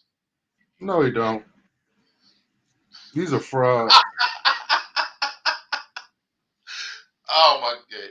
If you got it, look here. Everybody's watching. Everybody hit the like button, and yeah, the chat is wild. So it's serious, but yeah, it's wild in the chat. So just know that. But yeah, hit the like button. All the new viewers, we appreciate you coming in. Interject. How do you feel about Donald Trump's handling of social programs? Come on now, talk to us. Go ahead, guy. My bad. He ain't tough. Look what he does. Listen to the dude. He tried to talk tough, and then he'll say some shit like, "Oh yeah, Kim Jong-un sent me a beautiful letter." That's not tough. He's sucking Kim Jong-un's dick instead. Come on. If that's not tough. Oh man, my God. It's the craziest shit in the world. People fell for this shit. Pardon my French. I'm sorry to be cussing all over your stuff. Hey, man. Talk your true self. I just find it amazing that people fell for it. Even my brother fell for it. And I was looking at my brother, my brother's, I always looked up to him. Yeah, I said, man, you smart, man. My brother's smart. Then he told me he was voting for Trump, and then his daughter got his daughter to be a little Trumper. And I was looking at him. I was like, what? Hold on. Now, you did you vote for Kamala? Yeah, I voted for her. Yes. Oh, I didn't vote for neither one of them. I'm sorry. I mean, shit. Who else would you vote for? That You was crazy. gonna, you was Look, gonna vote for them. You was gonna vote for the person that was talking the platform that you liked. well, that's what I did. But they're eating cats and dogs. Who? I mean, just look at the dude. He's a clown. Hold on, man. We can't go back. Let's stay here. Let's not go back to cats and dogs. Let's stay. Okay, so he put the freeze. He put the freeze on federal aid, but Right. it's vague. It's vague. There's no end date. But like I said, I think he's going after corporate entities that gave a whole lot of money to get Democratic candidates. Just if y'all want to be, if he's not going to say it. Some stuff he'll be open and true with y'all, but some of the stuff that he wants to do, yeah, he's not going to tell y'all that. Yeah, I'm going after the companies that gave a whole lot of money to Democratic Party. So, because he can look at his administration can look at the IRS forms that they fill out, and it tells who they gave their money to. So he's going after them. He's going after the government too. So I'm gonna talk calm and cool now. So look, he went after the government. I got a question. I got a question for you guys. Good. Gino W, my homie from the Bay, said, so the guy talking wanted this country to stay with Sleepy Joe? He didn't want. He's asking you, did you want us to stay with Sleepy Joe's policies? Okay, so let's talk about that. Okay, let's talk about that. Okay, so now everybody judges the economy on GDP growth, jobs, and all that stuff, right? I mean, so the record shows that every month it was job growth. We was on the verge of recession because of the pandemic. We never went into a recession. I mean, come on. I mean, all that stuff is propaganda I mean, I'm not saying I love Sleepy Joe or Kamala, but I think I chose the lesser of two evils. Basically, you're saying that they were a better option than. Of course, way better. I mean, come on, look at what this dude is trying to freeze funding, which is affecting so much stuff, man. I think they were both terrible. Huh? I think they were both terrible. Okay, how bad was your life when Joe Biden? Let's talk about it. How bad was your life? Let's talk about your life. How bad was your life during Biden presidency? Bad. In what way? In what way? My check was less. I'm not even gonna lie, man. I've been saying this all. I'm an independent. I vote for the candidate that speaks to my platform, whether he's independent, Republican, or Democrat. But I will be honest and I will say this. My life has been a whole lot better when Republicans were in office. I'm sorry. Every time a Republican is in office, then you have to go back. Every Republican that was in office, our economy went into a recession. Every one of them. Look it up. Look it up. Everybody on the chat, look it up. When Bush was in office, I was living. When Bush was in office, our shit went into a recession. When Bush 2 was in office, I was living. When Bush 2 was in office, I said we're in a recession. When Obama was in, I was living. He got us out of a recession, Bush's recession, because of the housing market. I don't know about that one, guy. He did. I don't know Look, about that. all you have to do is Google it. I'm not even gonna. I don't. If you don't believe me, just Google it. Oh, hold on. Let me shut up. I'm surprised you forgot. YWG said he said facts, guy. You know, That's exactly what happened. We was in a deep. YWG is a reader like we are, and he said facts, guy. So hey, I'm gonna stand down. Okay. Because I remember, you know our best times was when when Clinton was in office. That was our best times. That was our best time. Because that's when the tech boom hit, and that's when they got our budget. Clinton, he was in the 90s. Oh hell no, man! When Clinton was in office, man, I didn't make no money. Yeah, because you was young. Of course, you ain't make no money. You was how old was you? 26. It didn't have nothing to do with it. Well, okay. What kind of skills did you have? Man, don't bring that dude up, man. That dude got by because they was like, he's the first black president, and I ain't even tripping off of none of that. I was like, you niggas is crazy. I'm not even tripping off none of that talk. I remember all that talk. Yeah, you remember that? Come on now. My life turned around because I got into tech. That's when the tech boom happened. See, I got around all you tech dudes. I got around all you techies. Of course.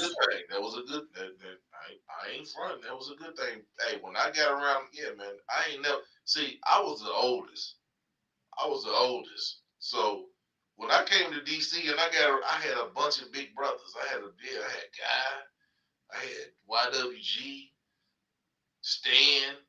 I had big brothers with all different point of views, and some of y'all was elbowing get the way, and some of y'all was like, "Come on, let's go lunch."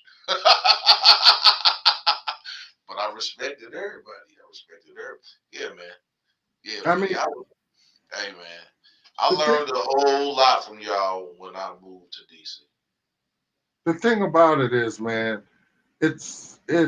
I guess it is a lesser of two evils in a lot of ways because the Democratic Party they status quo. They just paid up. Huh? The Democratic Party, they lost. The reason that Donald Trump won is that a lot of black men were disenchanted with the Democratic Party, along with a lot of other people. It was some black men, or they became Republicans. But yeah, I mean, Sleepy Joe, he lost a whole lot of black men. 77% of black men voted for Kamala. 98% women, black women, they lost most of the votes because of the Latinos. No, man. You got to look at the percentage. 98% of black women voted, but ain't no 70. I don't know. It is, dog. Look it up. Look it up. 77% of black men voted for Kamala? Look it up. Look it up. I have to look that up, brother. I'm not just going to say nothing. I just saw it today. I already know. I hold, hey, man, it's some people's word that I hold high, man. And you one of them, man. You one of them. So it was the Latino men. They voted like 59%, and Latino women 38%. Gemini said the Democratic Party didn't have a chance to pick their candidate. I'm gonna put the link back up here, man. I want some more people to come join this conversation with me and Guy, man. Come on. We want the people to come up here. We having a good conversation, and we talking about the status of the people. Where would the people go if there are no social programs? Will we help each other, or is it gonna be the Lord of the Flies? Every man for himself, only the strong survive. Guy, do you think that President Trump is trying to create Lord of the Flies? He's trying to create. You remember what Tupac said? Tupac said, if you cut a lot of people out, they're gonna start taking it. That's what's gonna happen. And that's what I said. If he cuts Section 8, crime rate is gonna go skyrocket. And it's not just Section 8, man. It's just like I said, when you take that snapshot of high school and you look at that demographic, 5%. I'm saying that there's nuance to that. There's certain people that's very smart. There's 100 people that's average, that's only gonna make but so much money. There's only but so many jobs in this world. And everybody's not gonna make a lot of money. It's just not gonna happen. They don't have the skills, they don't have the demeanor. It's just like you make whatever. There's a lot of people that's not like you that's ever gonna make the same money you make. I'm in tech. I'm a tech. I've been a tech since 95. So of course I'm gonna make money because I worked hard being a tech. There's a lot of people, they don't understand computer stuff. No, they don't. They don't. These people make $40,000, $50,000 a year. And that's all they're gonna make. There's no magic way. Of course, you can start a business, but there's only but so many positions that could be filled that make certain amounts of money. Everybody's not gonna get it. You're right. You're right. It's 300 million people. I mean, come on.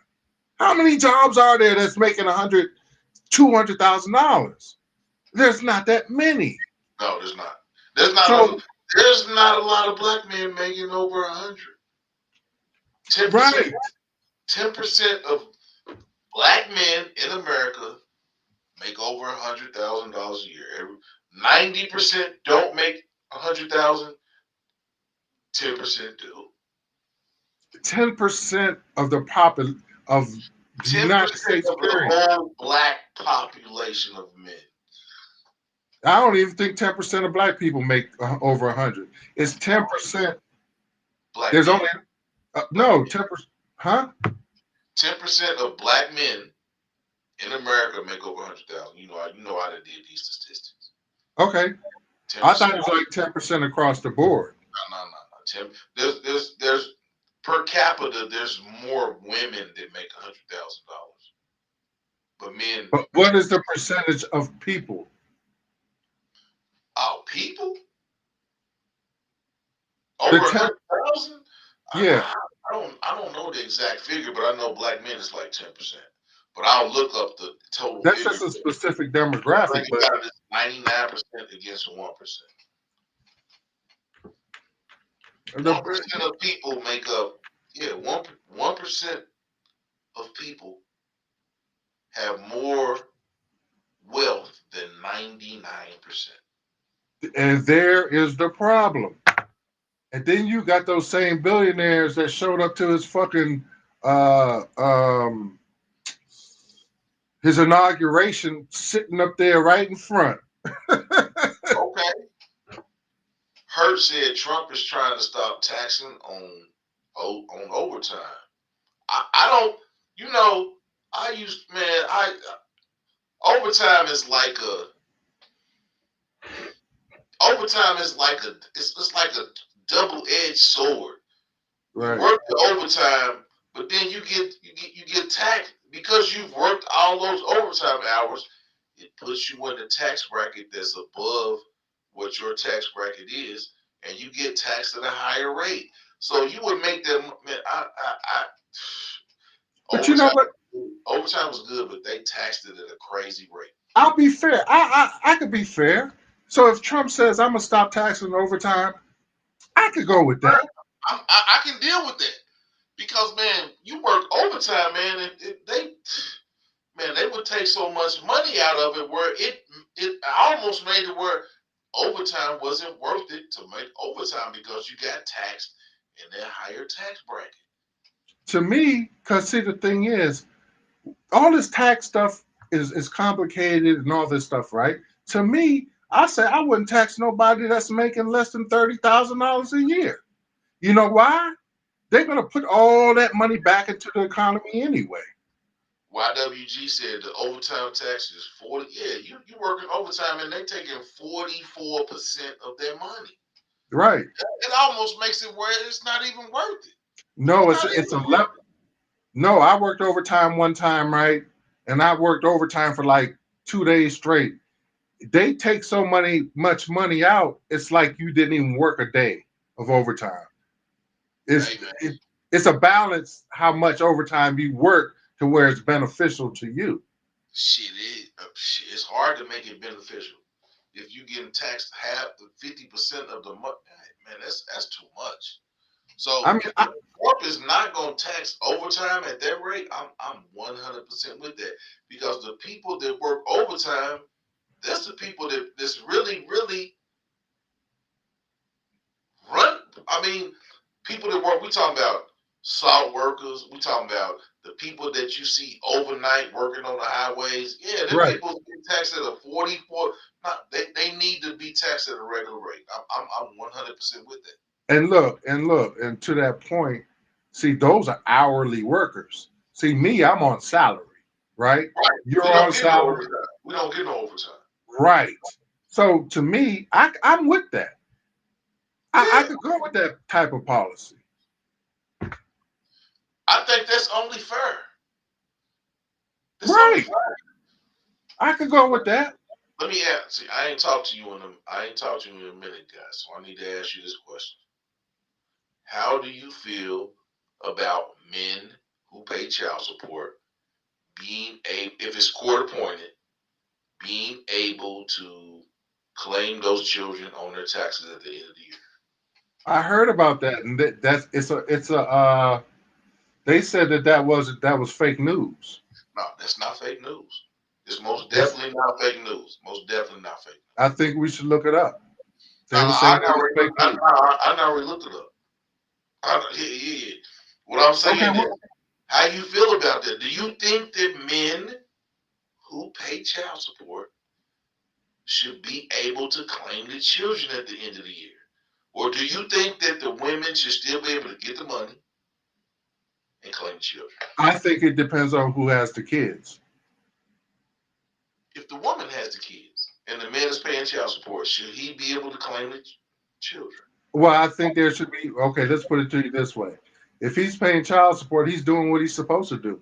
Number Right. one, but there should be. Should it be a split? Should it be a split? I would say a split then. Yeah, it should be. She should get half of that tax credit, and the man should get half of the tax credit too. Yeah, Yeah. but Women don't even want to give that up. see, the thing is, you gotta look at it like this too. To be, I would say, I knew a dude, right, and the money he was making, he was only paying like, and this is no bullshit, like $150 a month for child support. Okay. Now, I think it has to. I think it has to be nuanced to the point to where how much is the child support? Um, it has to be like a more nuanced and more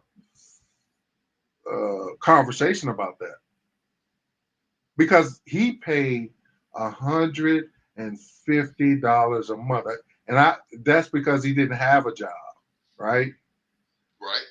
But it depends on how much you know the person makes. Right.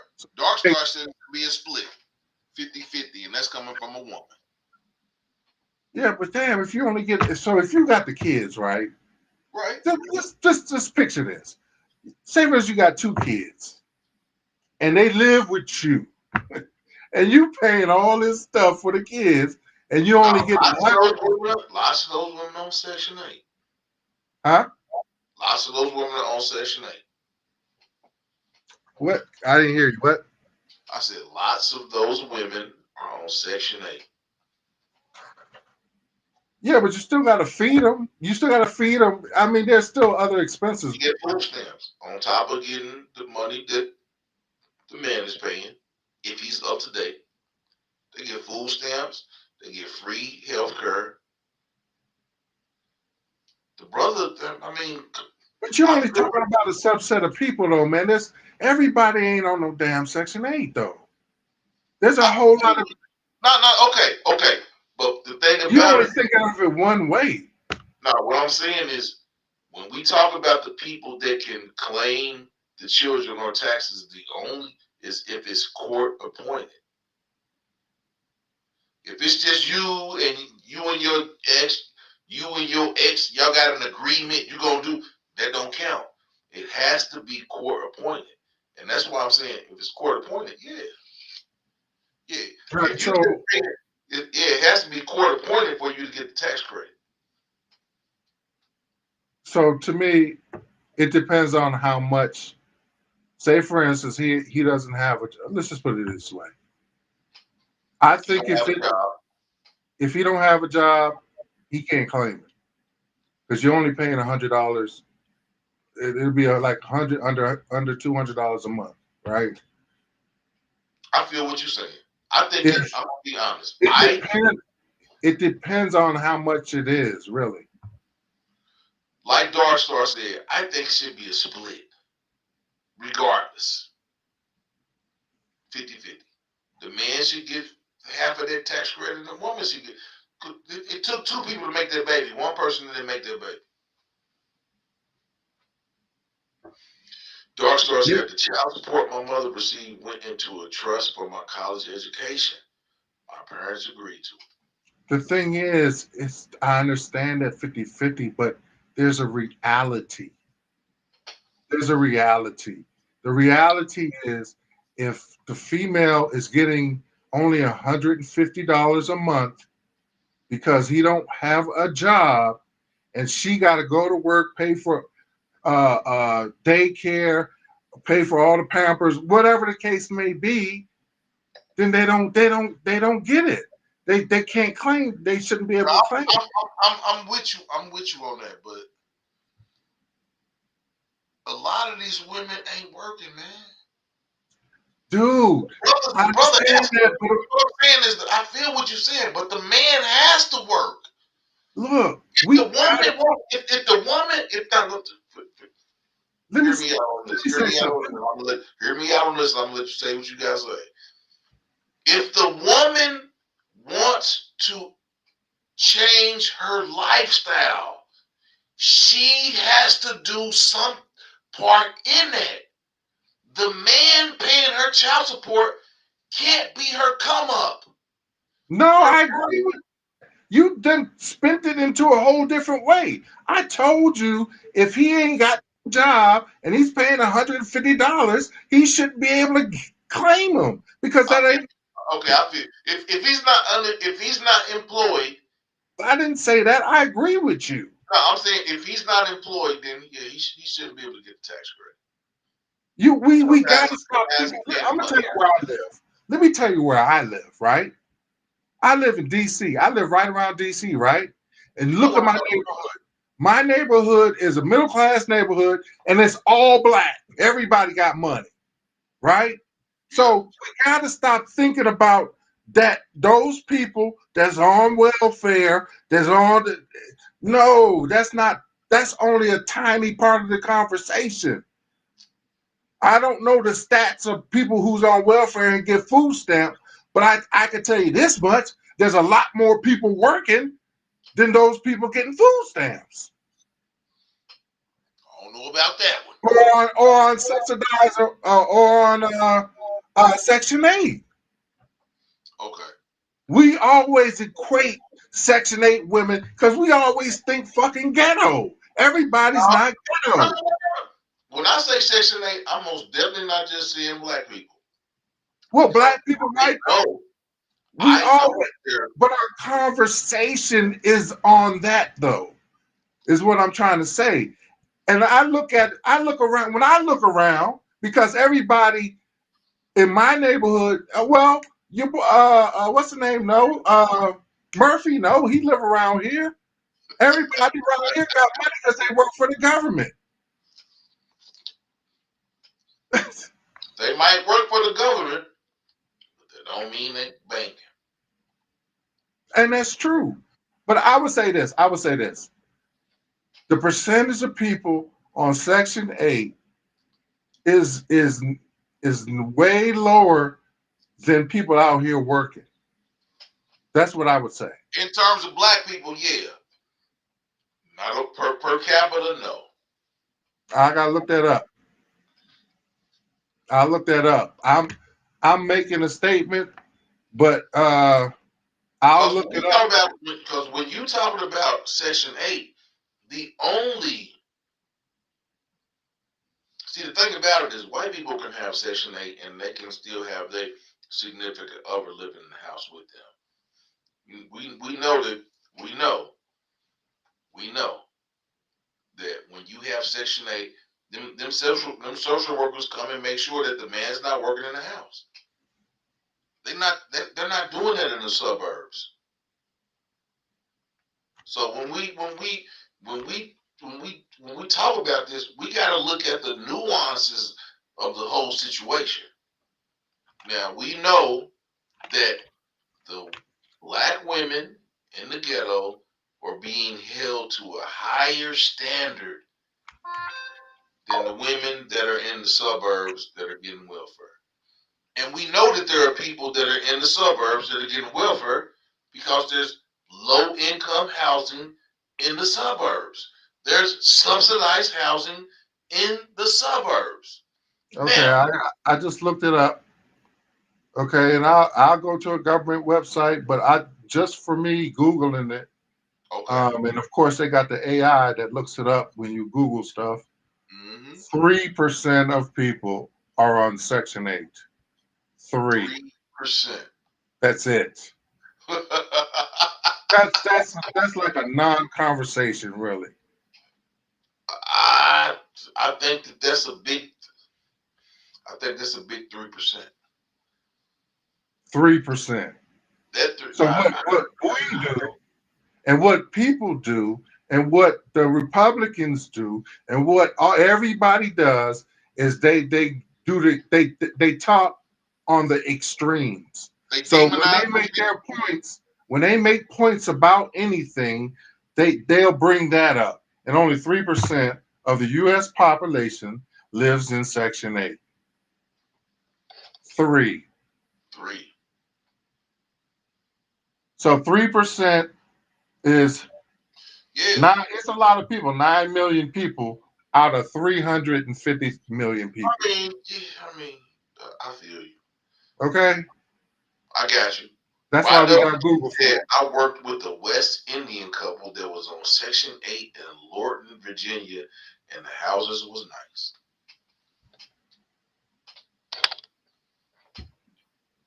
And this is according to HUD Department.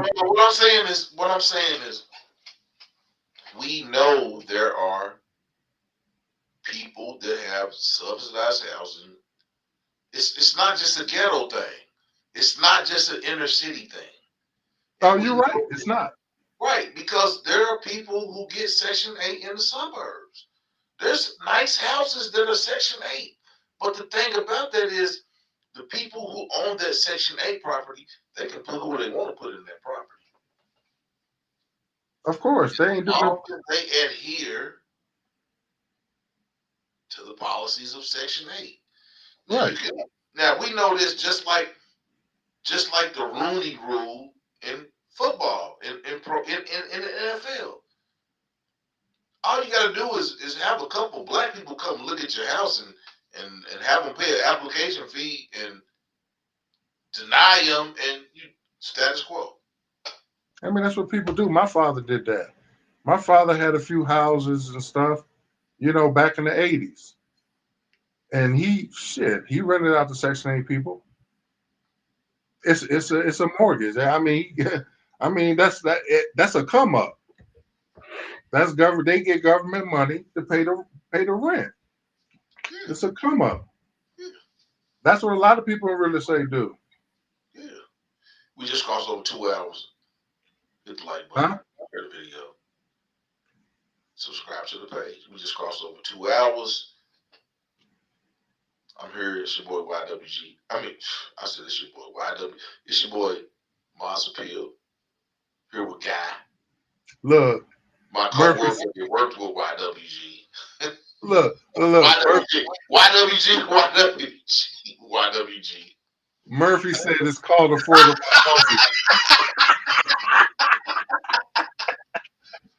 My bad, YWG. I'm trying YWG. He said it's called affordable housing. We need to get it right. Affordable housing, or sometimes $300,000 homes. Just imagine having a subsidized house payment on a $300,000 home.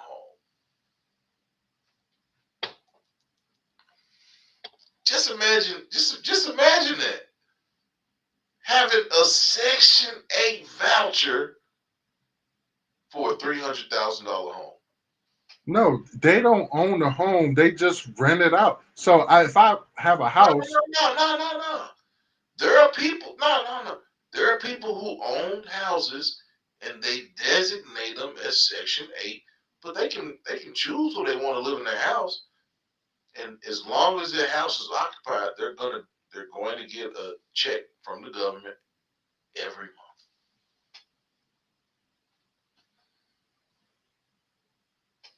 I ain't gonna lie. Black people tear shit up. I ain't gonna lie. When we talking about Section 8, black people, they tear shit up. You know, I'm not hating. I'm black, but yeah, my uncle and my cousin, they have a house. It's in a upper middle class neighborhood. Well, uncle's black. He wants a black person that has children to be able to have a nice house, live in a nice neighborhood, and be good. Every time that a black person with a Section 8 voucher has lived in my uncle's house, he's had to go into it after they move out and basically retool the whole house. Yeah, So kids. no, it ain't. I think it's a lot about your upbringing. It's the Section 8 people. They got kids, man. They got like 3 kids up in there messing stuff up. Yeah, but you gotta know how to keep house. You gotta know how to keep house. I mean, I grew up. My people said cleanliness is next to godliness. Section 8 people don't live. They don't live under that mantra.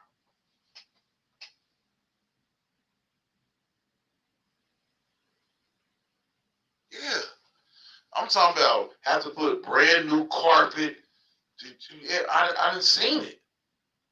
And you want to do right by your people, but your people won't do right by you. Yeah, man, I done seen it, man. I done seen it.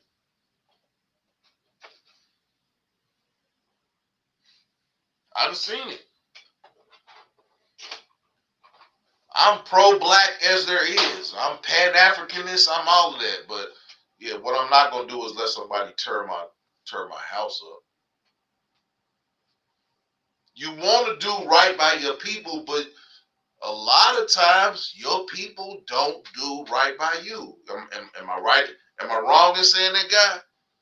I know you. No, you ain't wrong in saying that. I mean, Man, I'm not saying we want to do right by our people, but a lot of times they don't do right by us. They tear your stuff up, man. They tear you. Yeah, man, come on, man. I done seen it. I done seen it too. But the thing is, so we only see what we see because I'm black and I live in a black neighborhood, so I'm gonna run out to black people. I mean, but I never did an experiment to run it out to Section 8 white people because they're not in my environment. So I don't know if they tear shit up too. Hold on, So I got a running joke. I got a running joke going, guy.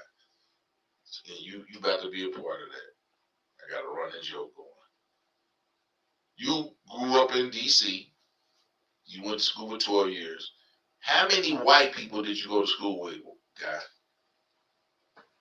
when I lived, In 12 years of going to school in Washington, D.C., how many white kids did you go to school with?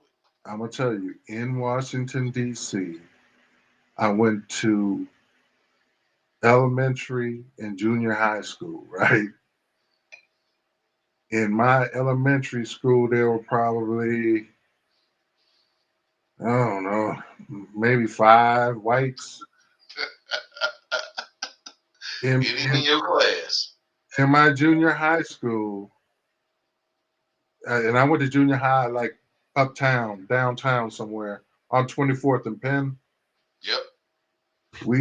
It was all black. Yeah, because people from Bowling Air Force Base went to that school, right? Because nobody was going to the neighborhood school because it was a bad school. It was called Friendship. Nobody wanted to go get their ass whipped. I know about friendship. I know about friendship. So it was like, I don't know, maybe 10. I don't know. 10, you went, so in 12 years of going to public school, you went to school with 10 white people. That's in DC though, but I moved. Look, Yeah. I moved to Maryland, and it was like, which is right outside of DC, Yeah. and this was in 83, 84. It was half and half in Maryland, or 60-40. It was half and half in Maryland. Okay. But during those 4 years of high school, it went from half 50-50, 60-40. It went down and down and down because all the white folks moved out Moved to out. Waldorf. YWG said he never went to school with no white kids. The only white people that he met was when he started working. Right, it's like that. If you live in DC, they call DC, even back in them days in the 80s, it was really chocolate city. These days, it's not like that. No, it's not, because there's more white people that live in D.C. right now than black people. So Murphy lived in For the DC. first Those time were ever. the fun. He knows. Murphy knows. In the 80s, in the early 80s, before crack hit, DC was the funnest place to live on earth. If that's what the key is. DC was the funnest place to live when I moved there, and I met you. That was the funnest. Ask Murphy. So if Murphy lived in DC in the 80s, I'm talking about the early 80s. It was so much fun. You talking about the Rafer years. Well, before crack really hit. Cracks really hit in like the mid to late 80s. Yeah, the 85 to 90. Yeah, it hit bad. Even in the early 90s too. It was bad in the early 90s. Okay, so Juggernaut said mothers tend to let their kids do whatever. I don't know about that one. Carmel Sweet said, just because a father is not in the house doesn't mean the child acts up. Shaking my head. Why do you say that? I think that the odds are a little bit higher, though. I will say that. I'm gonna ask you a quick question about what she just said. Now go ahead. I don't know if I had a father growing up, right? I did too. I could tell a dude that didn't have a father growing up just by the way he acted. 100%. You know what I'm saying? 100%. When I was younger, I didn't know, but as I got older, I started I noticing knew, the difference. I knew at a younger, I knew at a younger age. I knew at a younger age. It was, I mean, but yeah, I could tell people that hadn't had no belt put to them, cause I had had a belt put to me. Right. So I could always tell this dude ain't never been whooped in his life. Now, some people say that's bad. I'm glad my daddy and my mama whooped my ass when I did something bad. I'm glad because you needed that because you did something bad and you did it again. But Right. you didn't want the ass whooping though. Look, I was scared of my father, but look what YWG is saying. He had kids at French. Yeah, Hey, hey, friendship. hey, Murphy, I'm talking about the early '80s. That's what I'm talking about, Murphy. The early '80s friendship. I already know, man. I was fighting. I was fighting almost every day, dealing with the people, man.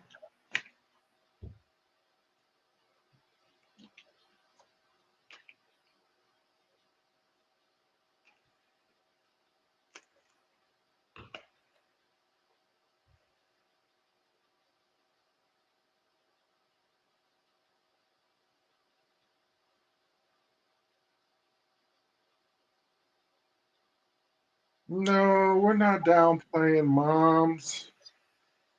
We're not doing that.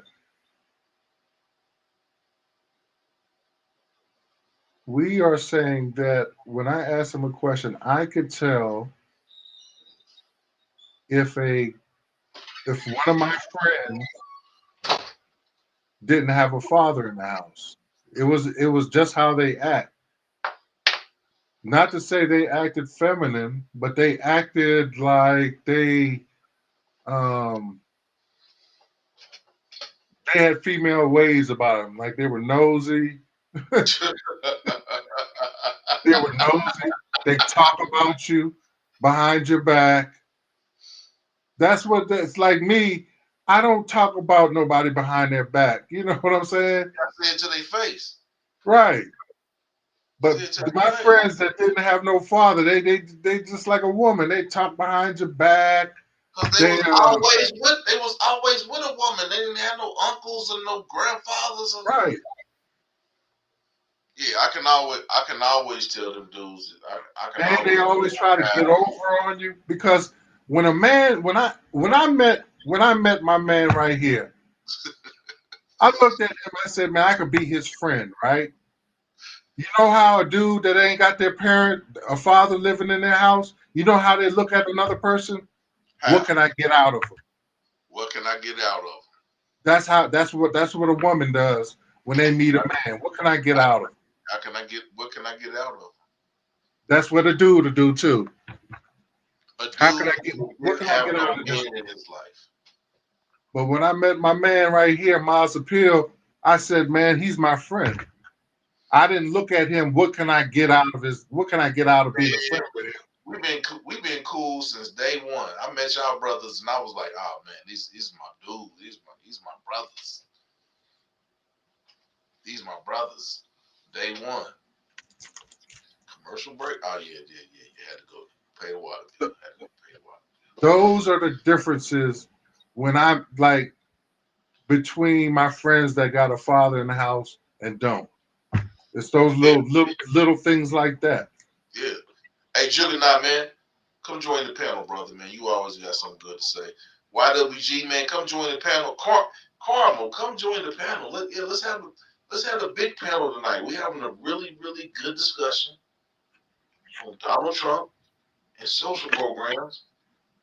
And basically, it's been turned into a conversation about the embetterment of black people.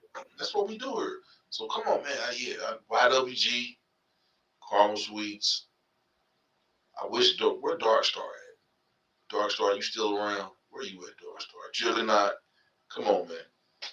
I need y'all to come on to the panel. Come on up here and quit playing. But man, I'm glad everything's going well with you, man. I hadn't talked to you in a couple months, guy, man. Hold on, man. What the hell? Man, you know it's always good seeing you, brother. Hey, man. Score, man. Come up to the panel for the first time ever.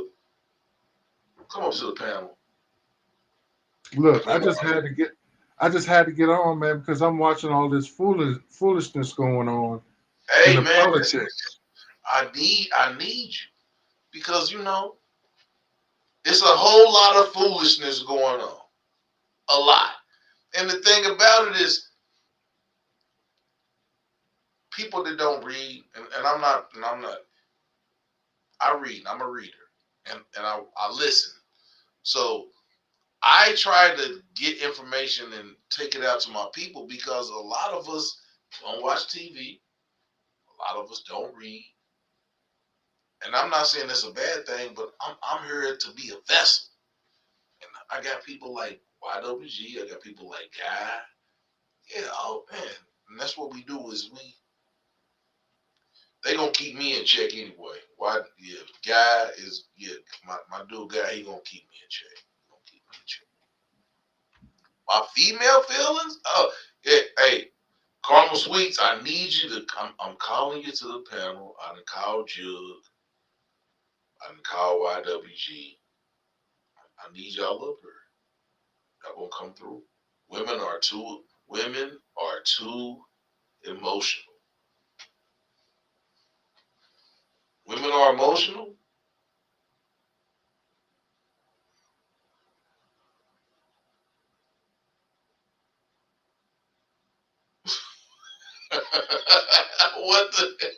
What the? Hey man, the chat be wild. You come here on Tuesdays, yeah, you can't be faint of heart. Chat will. You know what? I'm gonna have to do something with y'all because the chat they be scaring people. The chat be scaring people. But tell me something, guy. How did you feel? How did you feel about the inauguration? All indoors, no outside. In the Verizon, it ain't the Verizon Center no more. In the Verizon Center. And how did you feel about that, man? As a Washingtonian, man, talk to me, brother. How did you feel about that? No, I didn't have any feelings either way, but I heard, or one of the notions were that Trump wasn't going to have a big crowd, and he didn't want to go through that because he's with crowds. He's always trying to compare uh, crowds that he drew on inauguration. Um, he made that a big thing, and it's not really a big thing.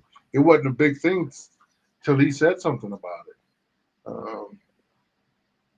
That was one of the things that was going around. But I didn't care either way.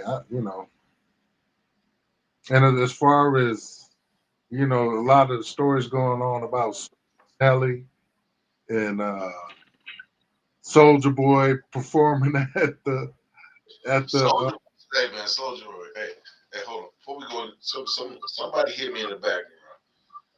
Guy is 6'8". He got curly hair. What the hell? That's the only thing. Somebody hit me in the back. Somebody hit me in the background and said, "They tell me what Guy look like." They talk to this. They hearing your voice. Guy's 6'8". He looked like he played basketball, but he got bad knees. Alrighty then. He's cool though. I quit, Guy. I quit. Alrighty then. So, Carmel, How can I help you, sir? social programs. How you feel? I mean, how do you feel about the possibility of Section 8 being ended? I'm gonna let you talk. Do you know how long people have been on Section 8? and they still waiting. So Um, whether they ended or not, I know people who've been on Section 8 since, well, they've been on a waiting list since 1999, and it's how can 2025. how can you be on Section? Okay, so YWG said that you can be on Section 8 for 5 years in Maryland. How can you be on Section 8 for 20 years? Explain that to me. Because it's an see, that's, I don't know, he that in New York it's a number, so they have to go by the numbers, and they send you a letter and tell you your number, and they give you the option if you want to still wait or be taken off. So you can People be are on still Section waiting. 8. So once you get Section 8, this for life. Yeah, once you get on, but to get on it, it's a long list. So if he, even if he cancel it or not, I mean, it's still people who still waiting on it. So they probably done went and did what they got to do and going about their business, living their best life or whatever. And so it doesn't really matter to them, I guess. How you feel about what she said, guy? Man, I From look at South it like Carolina. She in I South look Carolina. at I look at it like this, man. There's a lot of broke people out here, and if it's available, hey, I don't got no problem with no Section 8. That's just my real opinion. It doesn't bother me either which way. If somebody's on Section 8, I mean, I knew a lot of people that was on Section 8 who had vouchers, or they, what the way they do it is, if you make a certain amount of money, you pay this percentage, whatever that is, um, because a lot of people don't make a lot of money, and the cost of living is high. And of course, in New York, they got a long list because they got millions of people. But in DC, we got less than a million people, so the list ain't really all that long. So what they do is, um, yeah, you get on a list. I know a lot of people on Section 8. You get on the list, and then you can get housing once it comes to you. Once they pick it, I don't know how they do it. They pick it out of a hat, or they go in order of when they applied for You have to go in the order of how you of when you applied. it. So Right, you can apply, and you probably have like a long number, and it's just going by. I think, what I was told, it goes by the year you applied. So if you right. applied to like 99, you supposed to be coming up now. But I don't know. That's if if they give you the letter saying that you still can reapply, or you can still put back on the list. But I know that they go in New York. They go by the year that you apply for it, and then that's how they pick you. Damn, for real? hmm There's a New lot of York is broke. all about New York is all about money. So it's more of a um to see. I guess the more people who sign up for Section 8 in New York, the more money they get. It's a what's it called? I forgot what it's called, but they get money for it. So the longer you wait, the more money they getting. So whoever your social worker is or your account number person is, they're supposed to be putting in for you. So if they're not putting in for you, then that means you don't know what's going on because nobody's calling you or telling you anything. You just know when they send you the letter out telling you what number you is, when they're gonna call you, and if you miss that appointment, they literally wipe you off. What? And you can't you What? That's can't you can't you can't reapply until 5 years later. damn. So So you missed if you your date. miss it, You yeah, missed your you date miss and that all. one time, so they gonna so what they do, they send you a letter in the mail. They don't do email. They're not gonna call you because not everybody has the same number, or whatever. And most likely everybody don't have the same address. But so they will find you through the mail. And if you miss the date that they have signed up scheduled for you, whether you knew about it or not, you're literally wiped off, and you can't reapply until 5 years later. Damn. That's like that's like Hawaii. Hawaii, you can't pick where you live at in Hawaii, it's a raffle. And if you like the house that comes up under your name when you in your list in the raffle, you can take the house. If you don't like it, they'll put you at the back of the list again. Yep. So a lot of times, people in Hawaii, when their name comes up on the list, it might not necessarily be a house that they like, but they're gonna take But it. they have to take it. You gotta take what they give you, or you just gonna risk of being put on the bottom. And you don't know how long that list is. So is that So that's how? why they try to give you whatever they want to give you, just to see if you're gonna take it. Yeah, you can guess believe if a house come up that's a nice house and you at the list and they don't think that you deserve that list, they gonna put somebody else in front of Hmm. you, or they And there's gonna always hold somebody that in house, there or they gonna hold that's that working for house, them. or they gonna hold that house to the next person. Come on now, we gotta look at this stuff for what it is, and yeah, I look at stuff educated. I know that 9 times out of 10, when it comes to some raffle type stuff like that, you probably gonna get the short end of the stick.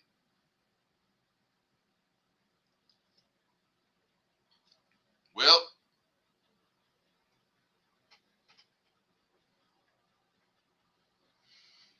Crumble Sweets, Crumble Sweets. She dropped off. Yeah, she dropped off. She got that she got that what's that Boost Mobile.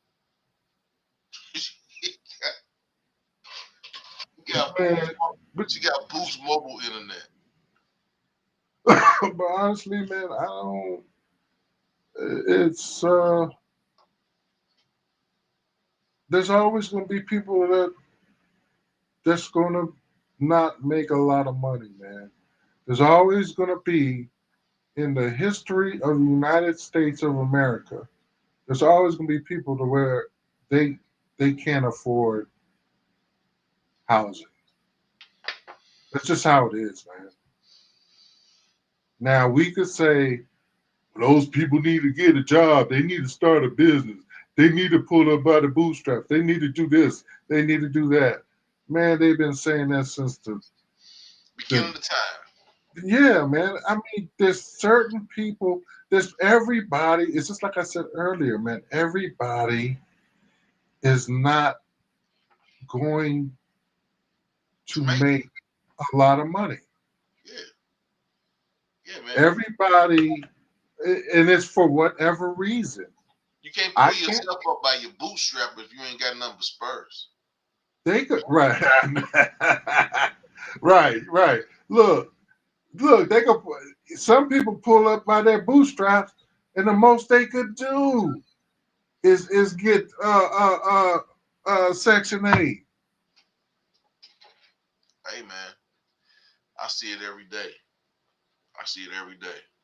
Some people, we went to school with a lot of these folks. They got straight F's on their report card, And and that's no lie. I'm not laughing because it's funny. I'm laughing It's because true. yeah, it's true. It was dudes that they was gonna get F's, man. Oh, my friend, a lot of my friends, a lot of the girls that I knew, they'll get 3 F's and 3 D's. That's just reality. Some of them, I'm not even trying to call them dumb, You're but not calling them, hey man, it was destined that they was gonna get D's and F's, man. It's just what maybe they don't try hard enough. Their mental capacity is only but so much. damn. They Don't or put it or like that, man. their That's the wrong motivation, word. huh? Like that, man. Yeah, man. There was some people that just didn't have the aptitude, man. That's a good word. They didn't. Some of them was slow. You know what I'm saying? Not when I say slow, I'm not saying retarded, and that's probably not a good word to say these days. That ain't a good word to say these days. Right. So the word is I don't know what the word is then. Slow. Not Okay, not slow, but the Uh, attitude. That was a I know good what word you're right talking there. about. I know what you're talking about. I know what you're talking And that's some real shit. I'm trying to be real. That's some real shit. about. We got we got a full slate right now. There we go. We got YWG. We got YWG. This dude here. That's my Hey, man right here. stop hating. Stop hating, girl. Stand down, Karma Sweets. Stand down. Uh-oh. This That's Uh-oh. my this dude man. I don't know here. if you want me to say your name, man. I'll call you No, YWG. YWG. YWG. Okay, that's my bad if I've been saying too much.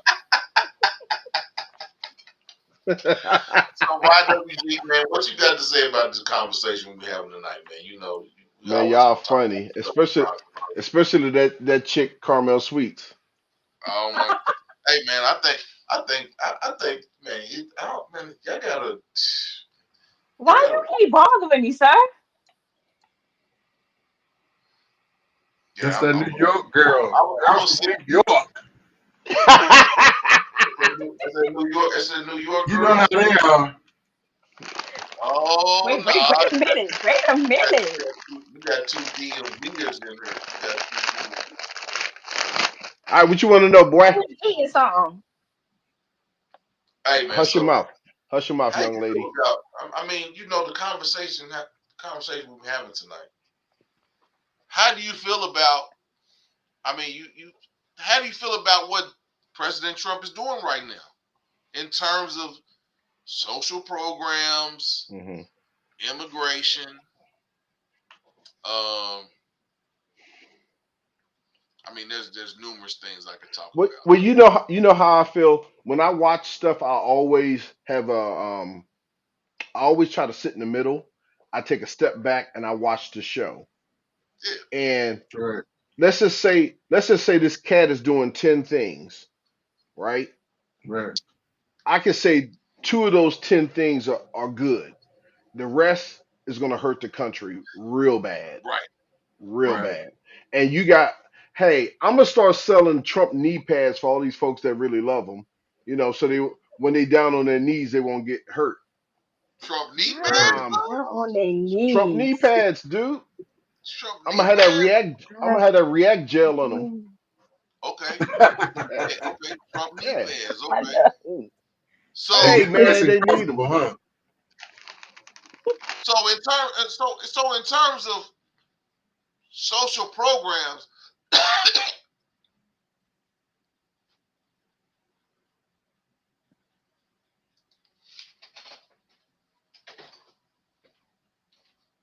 Mm-mm-mm. my bad. I ain't want to do what I had to do on camera, so yeah, I What get the? off camera to handle that. But in terms of First of all, my social, internet didn't go out. My mama called me. Cut it out. in Don't do terms of that. social programming, Don't do that. in terms of social programming, who is Trump going to hurt more, black people or white people? Let's just get down to the nitty gritty. In the He's terms of he, social program, who's he going to hurt more, white he people or don't black dis, people? he don't discriminate.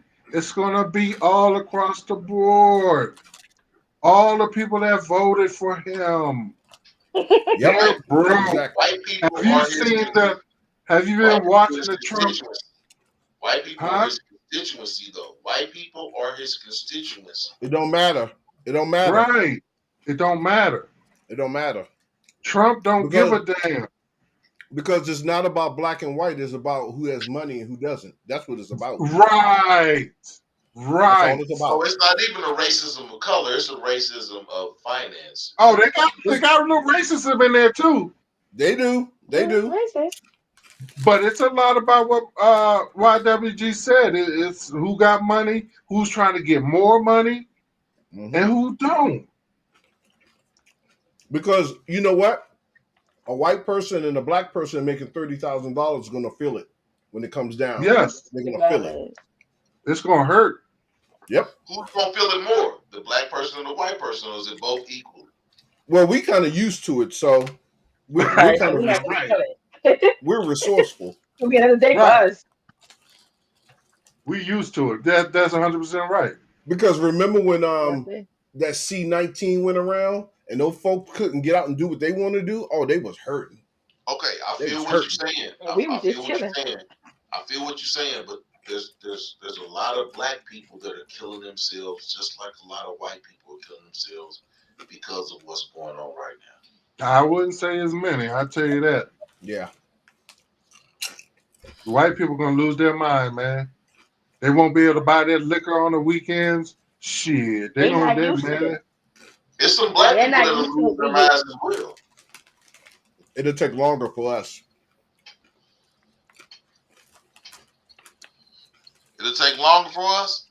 It'll take longer for us because we've been conditioned for the struggle. Right. Right, We have years right. and years of struggle, so We we're have Yeah. conditioned for What it. I'm saying is this struggle that's going on right now. I mean, what I'm saying is if you look at the numbers of black people that's killing them, black men that are killing themselves, and they're saying that a lot of this is due to the stuff that's going on, financial reasons and whatnot. They're saying that black men are catching up with the norm.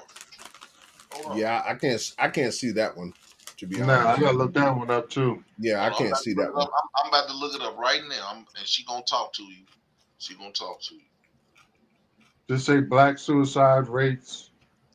I just, it's just like I look at. I'm like Murphy. I step back and I put myself in that. In that. I've been broke before, but I never thought about killing myself. Can you give me Right. the I suicide thought about rate? going out to the club with my boys or some shit. I don't think about none of that. It's just like if a white person lost their job after 20 years, they're gonna go up and shoot the place up. You know, Yep. a brother's gonna say, "All right, Hold on, I got y'all. What is Chat GPT saying? I gotta pull up the speaker.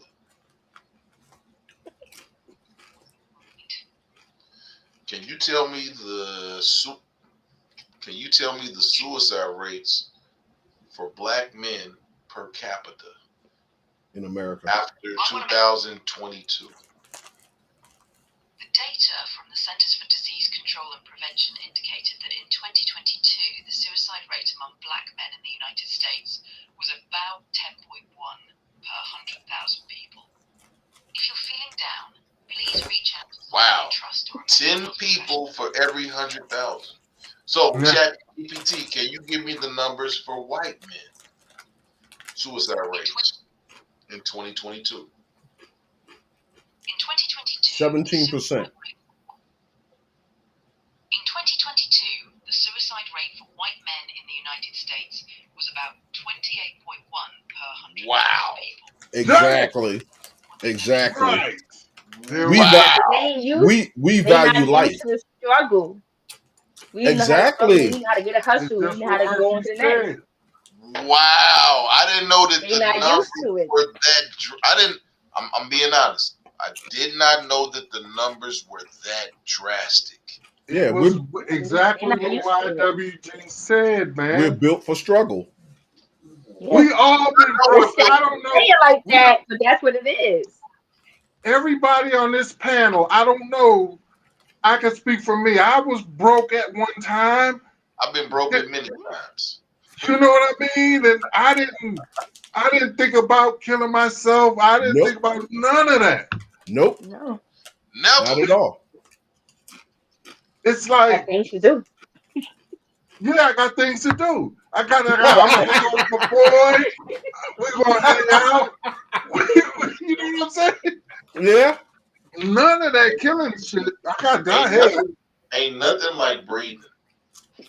Yeah, God, I got things to do. I can't do that. No, thank you. When it's my time, it's my time. Then I'm not gonna fast forward my life. No. No, The reason thank you. my camera will be back on, but the reason I cut my camera off is I'm hitting my cigar, and I didn't want to.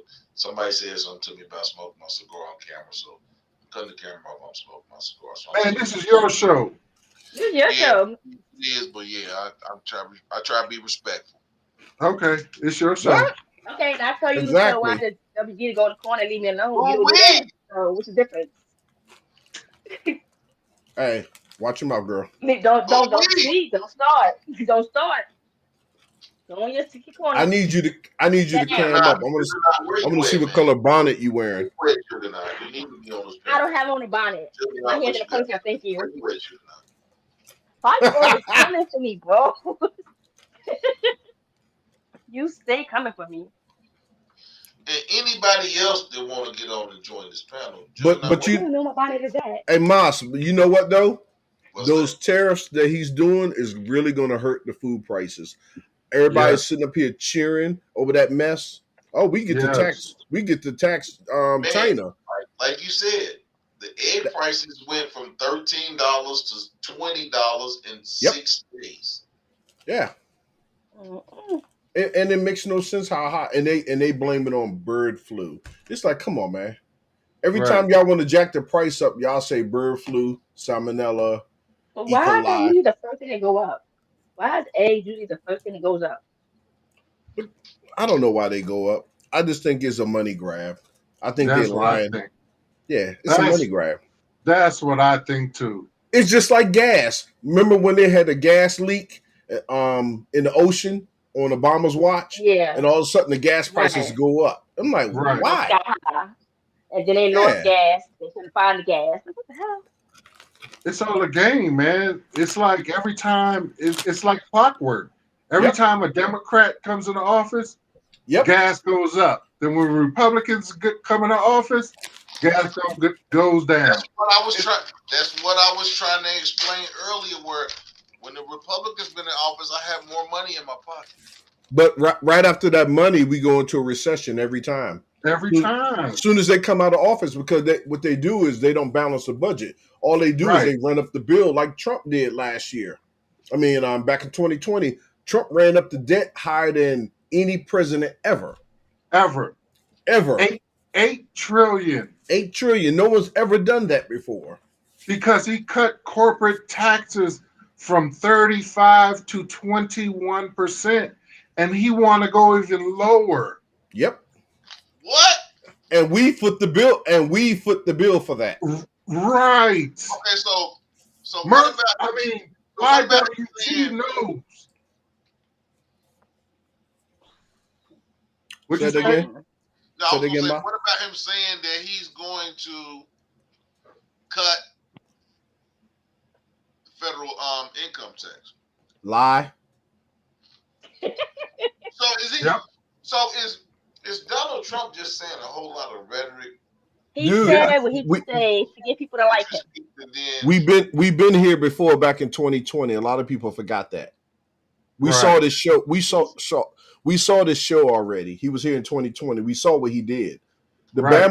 Bama was playing golf more than anyone, any president. And they used to On Twitter all the talking time. about Obama playing golf, What and the he played fingers? golf way more than Obama. way more than Obama. Obama played golf about 3 times, and they got on him about it. But he played golf every weekend. I think Donald's part of the PGA tour as much as he golf. Right. He gotta be. Is that Jug on here? Hey, what's up? What's up? What's up, boy? So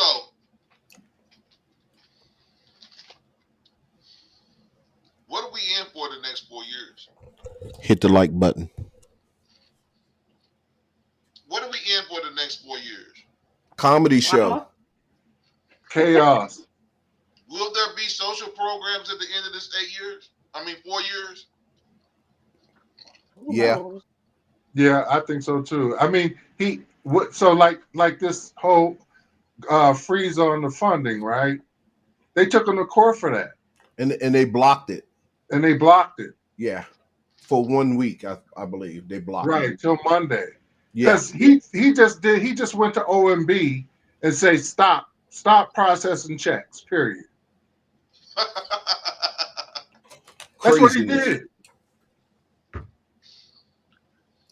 But you know what? He's not going to do. If they've done the work, you have to pay them. He's not going to do too much damage because he has to think about the Republicans coming after him. What's happening right now is if he pisses a lot of people off, people then switch back to Democrat, just like Right. clockwork. He's That's pissing how a it lot of works. people off. He's pissing a lot of people off. Yeah, they'll switch back. No, but you know what though? I was thinking, YWG. What's up? This is his last time he could be elected, right? Yep. So he's just gonna Right. go all out. He don't care, Ball, He's going out balls with to a the bang. wall. right? Going crazy. He's going He crazy. don't give a damn. That's why I said that the legislation that gets passed in these next 4 years is really, really important because these executive orders can be overturned once a new president comes in office on the first day. He can rescind But all those executive orders. but do you know that he has more executive orders than Biden had in 4 years? He did in one day. Right. Ain't that crazy? It is crazy. Ridiculous. I think That's Biden had consuming Biden had power. I think Biden had 38 executive orders and Trump did almost 200 in one day. It's crazy. That Just go shows to that the Democrats are lazy and they always say we can't do anything. Yes, you can. Y'all just lazy. all you gotta do is go to whitehouse.gov to see all the executive orders. And you can see how all the House votes, how they vote, what they vote on. You can see what the senators do, what they vote on. I look that stuff up all the time. Yeah, tell them the website because a lot of people don't White, know. whitehouse.gov. Whitehouse.gov. And you know what's crazy about that guy is a lot of folks won't do that. All they do is they go off a cult of personalities. They see Trump and they say he's a strong man. He's my hero. I love him and all that stuff. And it's just like, do you even know his policies? Chocolate said he did Yeah. 226 went through. But see what he did though? He got balls. He just threw stuff out there and said, let's see what Let's see who's gonna sticks. catch. Yeah. Hold on, I gave you the okay, Yeah. whitehouse.gov. Hold on, it's I think you go like Senate. Hold up. Yeah, make sure that's not the corn site. Senate.gov. Oh, Yeah, okay. there's a corn site, there's White House dot something. Oh, you can go to Senate.gov, and then you can look up legislation and records, committees, and you can see all the bills that were came up and who voted for what, everything. That is what is important and what we need to be on. Because you get a lot of people that I'm not. Look, I didn't go to school for political science. Nope. I don't know a lot of this stuff, and I'm not going to front. But you will hear a lot of people on the internet that just use the talking points that they see on Fox News. Yep, exactly. You could look everything up, everything, any statistic. The government. But see, the thing is, and you bring up the facts to them people, and they'll dispute it. But if Trump is in office and you bring up those same facts from the same website, oh, it's true all of a sudden. So it's kind of. Juggernaut, what you got to say about this, man? You in Man. the A, you in the Bible Belt, so yeah, it's a lot going on down that way. He's doing everything he can, man, to rearrange the structure of this country, and then when he gets done with the deportation of the immigrants, man, because, I've been in areas, in the last few days, and I ain't gonna lie, man, I don't see a whole lot of Latinos out on the streets. I don't see a whole lot of Latinos hanging out at the Home Depot no more. Like I said, kids are scared parents are scared to send their kids to school because they think they're going to get picked up. And the thing about it is when he starts and when that goes through, he's not going to stop there. He's going to go for other minorities. So once they enact that, be on the lookout because they're going to be coming for, the Haitians. They're going to be coming for, people from the Virgin Islands. They're going to be coming from people from Cuba, even though it's fucked up, even though Cuba is part of the United States, but they still going to come for them too. So he's doing this thing in a way that, people is going to be on board. It's almost like, once he gets people on board and it's going to be a train rolling. And then as they was talking about, the DEI about people and some lady was talking about it, about the whole purpose of that is supposed to be to only hire qualified people. But she made a point, all the people that he's hiring in these cabinet positions, they're not qualified to do those jobs. Nope. Right. Yep, exactly. They ain't that hypocritical. That is just, they do anything. Let me tell you, man, these people would piss in your face and call it water. It's the weirdest shit in the world. I'm 54 years old, right? And so we've seen a lot of presidents, a lot of politics in our life. We ain't never seen no shit like this. Never. Never. Didn't he hire someone from Fox News? He was a reporter and he's running the agency. I'm like, what experience does he have? Sound like DEI. Sound like DEI to me. Right. He's running the goddamn Was that reverse DEI? That's DEI, man. Look, Oh my God. he's running the National Defense. What is that agency called? Yeah, I know who you're talking about. Yeah, Peter Hegseth. See, but you know what though? We got to stop looking at DEI as a black thing. It's not a black thing. It's not. It's not a black thing at all. People keep framing it like that. I won't accept that. I won't accept that at all. All you have to do is read the executive order. People won't read it. It explains what it is. People won't read it. It's for disabled people. It's for women. It's for people out in rural areas. Transgenders. LGBT, LG, whatever Q. It's for them. It's not for just black people. That's the problem. Exactly. DEI is is a new nigga. You know what I'm saying? That's a whistle. That's the dog whistle. It's a dog whistle. They know that all the white people hate black people, so they say DEI. Just like Obamacare. And it don't have nothing to do. It has to do with fringe groups. It don't have nothing to do with black people. Yeah. Well, Obama, he in his term in office, when he got in there, he was on the immigrant deportation thing as well. Yeah. So it ain't like this ain't nothing new to a president. There's something they do, but they trying to make him the main one who wants to do it. The poster child.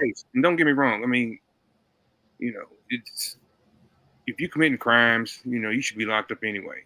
Just like he pardoned all those people from January 6th. Some of those people should be in jail. All those people should not have been released. And I think one of the guys who was released was killed in a traffic stop by a police officer. Yeah, I heard about that. Yep. The next day? No, this happened like a couple of days ago or yesterday. Yeah, I did hear one of them got messed up. Wow. And it's all leading to dysfunction, because like I said, these programs, and there's more white people, not, really trying to put it like that, but there's more white people on it's like that. government assistance than it is minorities. Right.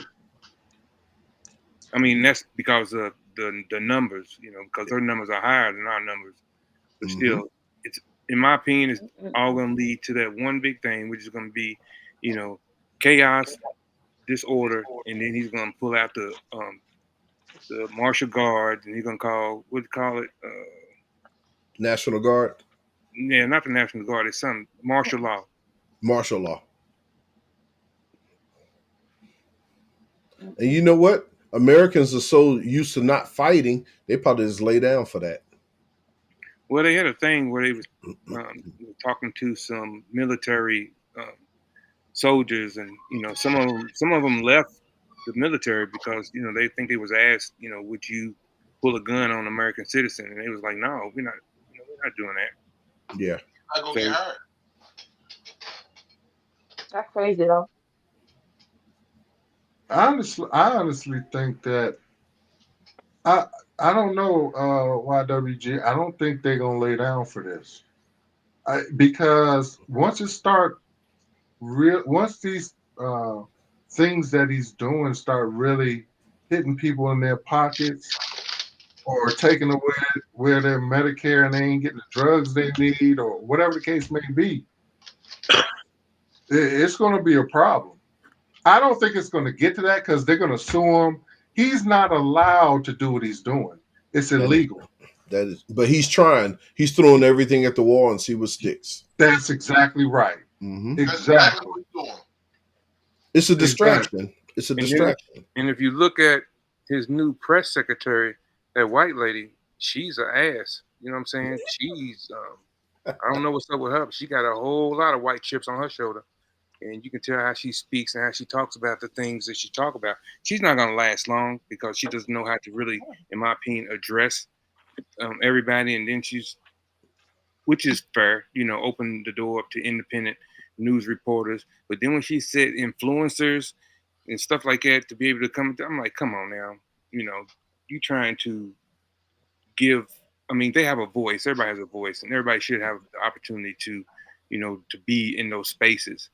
But it just seems like they're trying to move out the media that they don't like. It's his whole thing. If you don't agree with him, he's going to get rid of you. He did that. He did that in 2020. Same old song. I don't know how people fell for it, but not everyone reads. But see, look, we could do an experiment just like I did earlier, right? Just to see what the media is showing people. It's just like I said earlier. I said, boom, all this stuff is going on. He froze the funding, and people, all the governors across the whole United States are complaining. They can't get to the Medicare website. It's a whole bunch of stuff going on, right? Then I put on Fox, right? They're showing immigration, the big planes that's taking the migrants back to wherever they're from. It's Con Air. Yeah. No, they're big military planes. Yeah, Con Air. The big. Oh, okay. The big plane. It's a show. Yeah. How much does that cost? They said that shit cost. One of them planes to fly them down there cost $700,000. Okay. Now, a trip. When he flew them down there to Colombia, and Colombia tried to say they weren't going to take those Colombian deportees. Right. They said, okay, we're going to slap tariffs on you. They said, okay, leave them here. Well, you know why they didn't want them? They didn't want them because it's when you drop off prisoners and you still got them in handcuffs and you marching them off the plane and it's a military plane, it's not a good look. And I don't think the president liked that for his people. You dropping them off and they got shackles on their arms and legs. That's a bad look, man. I'm not laughing at it. I'm just hey. He wanted them to fly on a different plane, not a military plane. I get that. He wanted them to come on Delta. I guess he wanted them to come on Delta. Man, he didn't want them come. He didn't want them in handcuffs and shackles. He didn't want that. Sit your ass down, man. Sit your ass down. That's a damn show. It's a show. That's why he left them in handcuffs and shackles. It was a show. Yeah, it's a show. Y'all forget he's a reality star. That's what it is. He's made for the camera. He's a reality TV star. Yeah. So anything that he's doing is showboating. This is what he does. He's good exactly. He's good at putting on a show. Behind closed doors is a whole different story. But I'm gonna show you what y'all think is gonna happen. But I'm gonna distract y'all with this, and I'm gonna do this on the other side. Yep. So while y'all worried about this, I'm over here doing this, which y'all won't see. Y'all not paying attention. Right, because that's what I'm saying. When you look at Fox, that's where all this MAGA people watch. Mm-hmm. Fox, OAN, and whatever that other news thing is. When you watch what they're showing, they're just showing all stuff that Trump wants to show them. But on all the other media and our local media, they're showing the other stuff that he's doing as far as freezing the funds and all that stuff. Man, it's crazy. And you saw the tariff that he put on China is 10%, and then China retaliated with 75% tariff. You know, they put 75, so that no one's playing with him. I mean, you look at They're not. BRICS, and a lot of people ain't paying attention to BRICS. And you're looking at At all. all these countries that are joining, and here it is, America is putting sanctions on everyone, and Right. everyone's like, okay, yeah, but we're over here in BRICS, so your money don't matter. Right. So it's a dangerous game America is playing with these tariffs and shutting the world out. It's a You dangerous see what game. happened to our farmers? Remember those farmers? Yep. Last time Trump was in office, Yep. they all lost their farms because he was putting tariffs Yep. for food or grains and all that stuff. Soybeans. Yeah, and then you know what he had to do? He had to give all them farmers $20 billion. Yep. So they stay afloat. Yep. Just to keep them afloat. So, It's crazy, man. So are all these people that are banking off his business acumen working? Are they just in for a rude awakening? Yes. A rude awakening. Look how many failed businesses he had, and y'all sitting up here, or folks sitting up here saying he's a genius. That's what I kept saying. I'm sorry. We've been saying it for years. Yeah, he lose too much. I'm sorry. He lose too much. And besides that, if you're a regular person, how much he make don't, what he eat don't make you fat. Right. We ain't got nothing in common. Nothing in common. When's the last time he went to the grocery store? Right. Has he ever been to a grocery store? Exactly. Probably not. No. I can't see it. But the MAGA people, they eat this shit up. And you ever watch those rallies? And when they talk to them people, they broke as hell, man. Look at them. They are some poor white people. I mean, I'm not prejudiced or whatever, but I'm looking at them. They ain't got no teeth in their mouth. They broke, man. Oh, not no teeth. Wait a minute. Look. Wait a minute. Those are the flyover states. You know, all the brothers are all over but Mississippi, Alabama. Look, Arkansas. Black folks are on the coast. We're on the coast. We're near the water. All the black folks, New York, DC, we're on the coast. All the white people, right in the middle. The coast and the Midwest.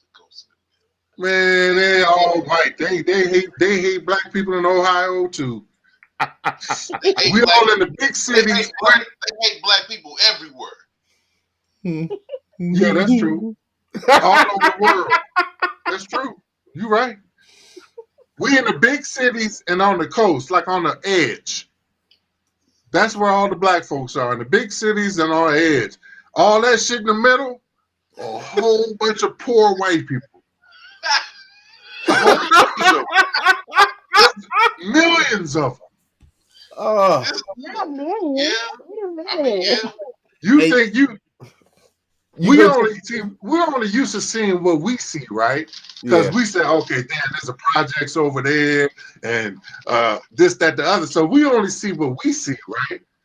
But we don't see all them people in them trailer parks, all them people, they got projects in white places too. We just don't know about it because we ain't around it. But they broke. Right. And then the thing about it is some crime, Section 8. some crime or something bad can happen in a trailer park, you're not gonna hear about it. And then they go into all this stuff talking about crime. When's the last time you heard about some crime in a trailer park?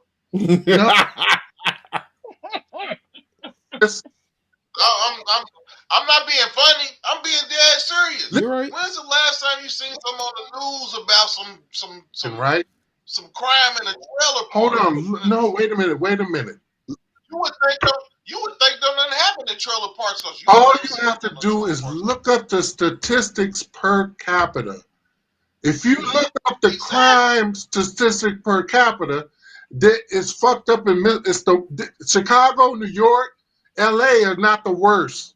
No. We just got the most people.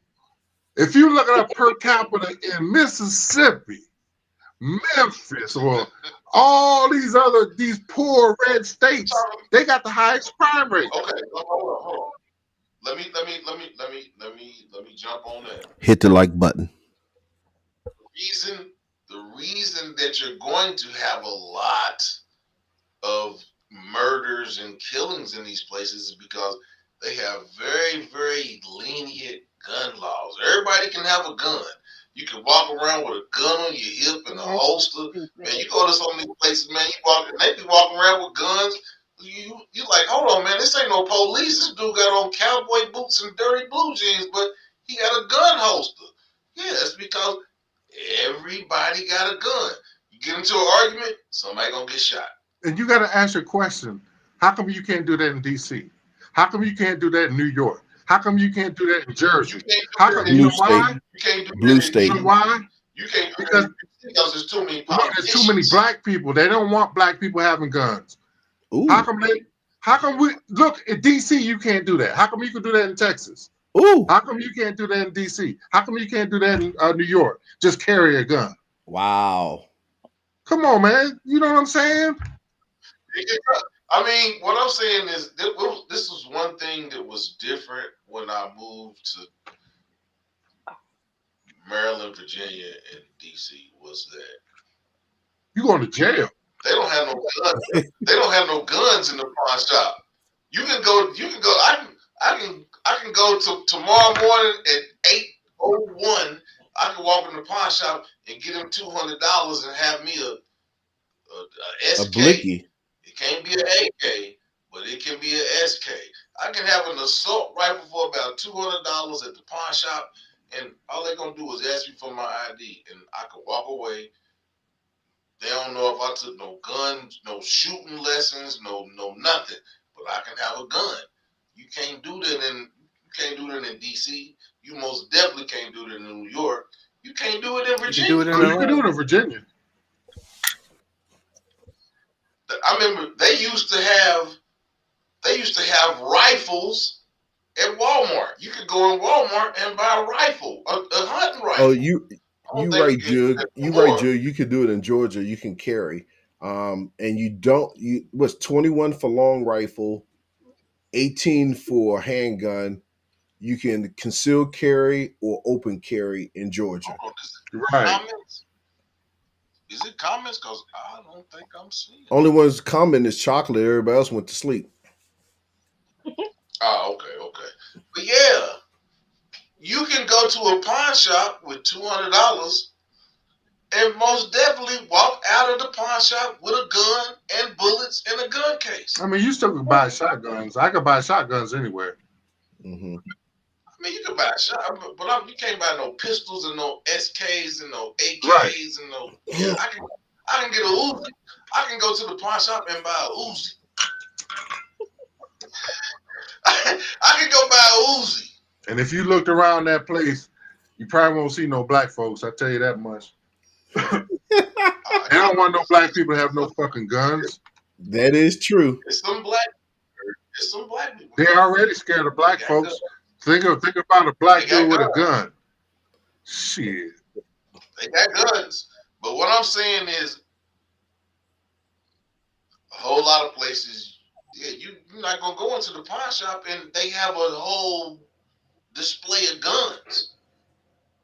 This is the Midwest and the South. People really, really take gun ownership seriously. It's all the flyover states. They can have guns all day long. Nebraska, fucking Montana, Idaho, yep. Montana. See, that's y'all Washingtonians. That's y'all DCians. DC Washingtonians. Y'all can't go to the pawn shop. Y'all can't go to the pawn shop and get Hell no. You can't go to the pawn shop and buy a gun, see, but we gotta get our guns from Virginia. Go to bed, chocolate. You gotta go get your guns from Virginia. Good Lord. You can't do that. That's against the law. Well, VA, I think you can. VA is a little different, even though it's a blue state. Because VA is a Yeah. It's a commonwealth. commonwealth. Kentucky is a commonwealth. VA, there's only 3 commonwealths. That's why you could get a gun there. Shit. Yep. Right. Kentucky, Virginia. I think Pennsylvania is Commonwealth too, right? Pennsylvania? I don't think so. We're gonna have to look that up. I got it. Mm-mm. I got it. Let's see. ChatGPT. Caramel, any parties out there in the trap tonight? What states are commonwealths? I'm asking for a friend. Keep it up. Keep it up. Keep it up. You get on I my know they partying out there in the trap. You get on my nerves. I swear.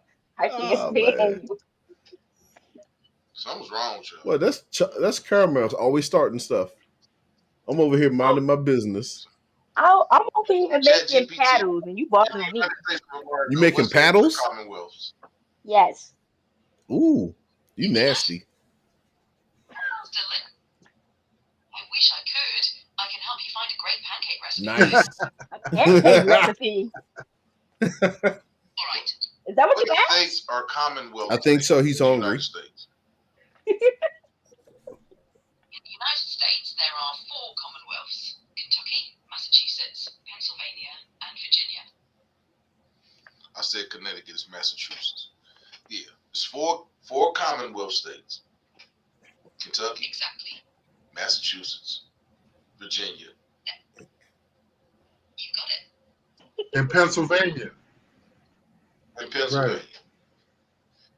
Exactly. Anything else on your mind? No, thank you. But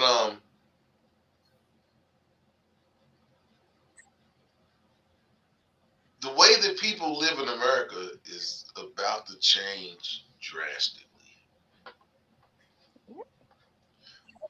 The help that you used to get from the government, all that's about to end. Trump is not with any he's not with corporate welfare, so he's most definitely not with individual welfare. Corporate welfare for himself. Oh yeah, he's with corporate welfare. He's with getting subsidies from the government. All these He's with corporations. corporate welfare for people who are in alliance with him. If Yeah, you're that not in too. alliance Yeah, with that's him, what. Yeah, that's what we're saying. yeah, that's what this freeze is about. It's about those companies, those organizations that are not in line with him, that are getting millions of dollars from the government. And you know, a lot of this stuff, it's not Trump just want to be president just for show and go golf, and and it's part of his legacy. I'm president of the United States. I'm going down in history. You know, the people that's doing all this policy is the Stephen Millers. It's all these other all these other his minions. Yeah. They're the ones that's doing all the policy. All them people. Trump is just a figurehead. They're He writing don't, policy he and don't he's even rubber stamping. understand how government works. He They're doesn't. writing the policy and he's rubber stamping it. Right. Pretty much. He don't know how that shit works. He's rich. Why would he care?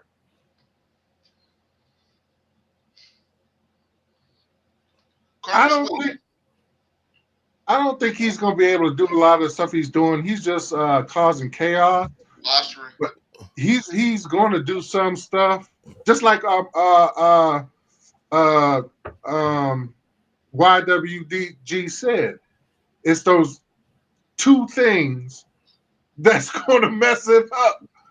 He's going to do 10 things, and those 2 things is going to be really, really bad. Yep. He's trying to get rid of all the government workers, and I'm on a contract.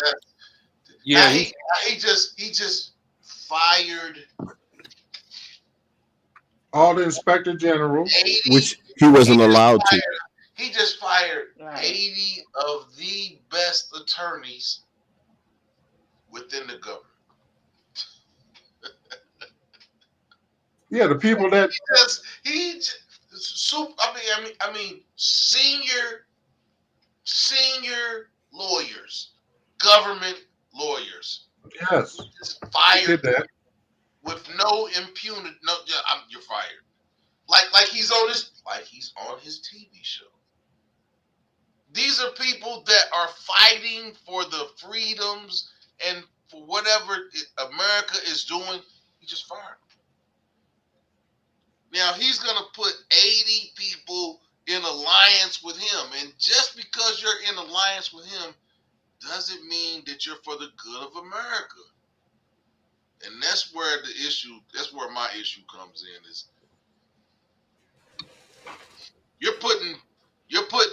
you fired 80 non-partial attorneys.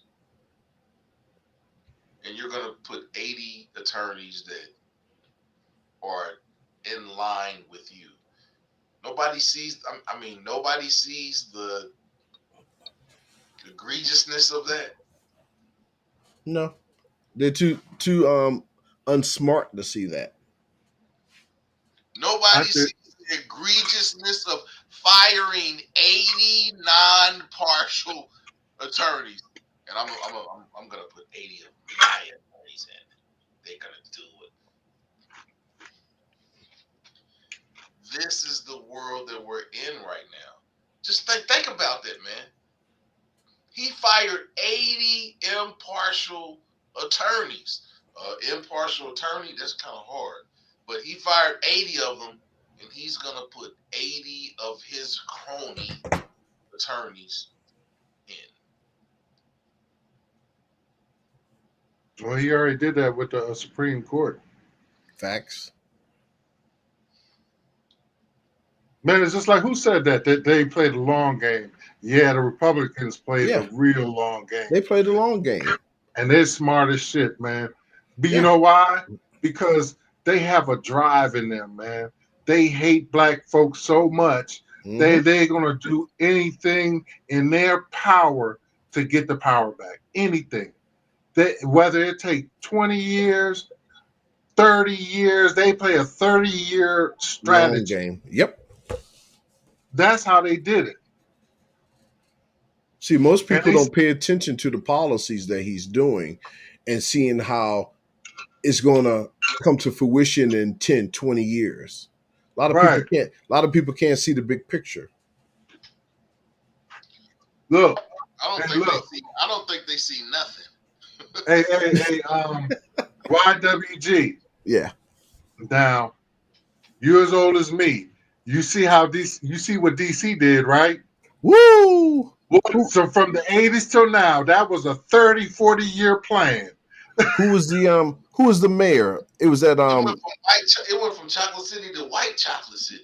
Yeah, it was that mayor who did it. The dude who Bowser? real light skin, the real light skinned dude. Oh yeah. Before I know you're Bowser. talking about. Bald head. I think he had a bald head. Anthony, Yeah, Anthony something. Yeah. Yeah, he sold DC. Look at DC now. Don't say that. No, he sold DC.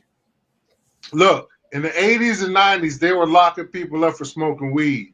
Now they're allowed to smoke weed when all the white folks and all the other folks moved in. But you know why? Guy? That's because. On Capitol Hill. But look now. Look who gets the dispensaries. Right. White folks. That's called the long game. The long game. Yeah. They got all They the dispensaries. Locked all the brothers up. Big time drug dealers, weed dealers in jail. Mm-hmm. Now we're going to corporatize marijuana. And people that had dub sacks, they got a record. You get caught with a 20 bag or whatever, that goes on your record. I had to get shit expunged off my shit, and it's been there. Look, I had that shit on my record since 95. Damn, you weed head. I had to get that shit expunged. You're a wild boy. You know? But now you don't have to. They got medical cards. That's a long day. All right, Look at y'all. you. Y'all have a good night. I appreciate it, Miles. Hope everybody enjoyed a good conversation, and I'll see y'all next time. All right, Jill, brother. I'll holler at you tomorrow, Jill. All right, brother. But yeah,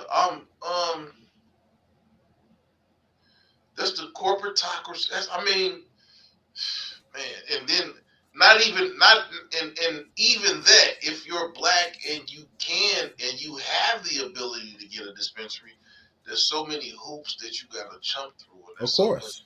money that you gotta have. I mean, because the for one, the tax on that shit is ridiculous.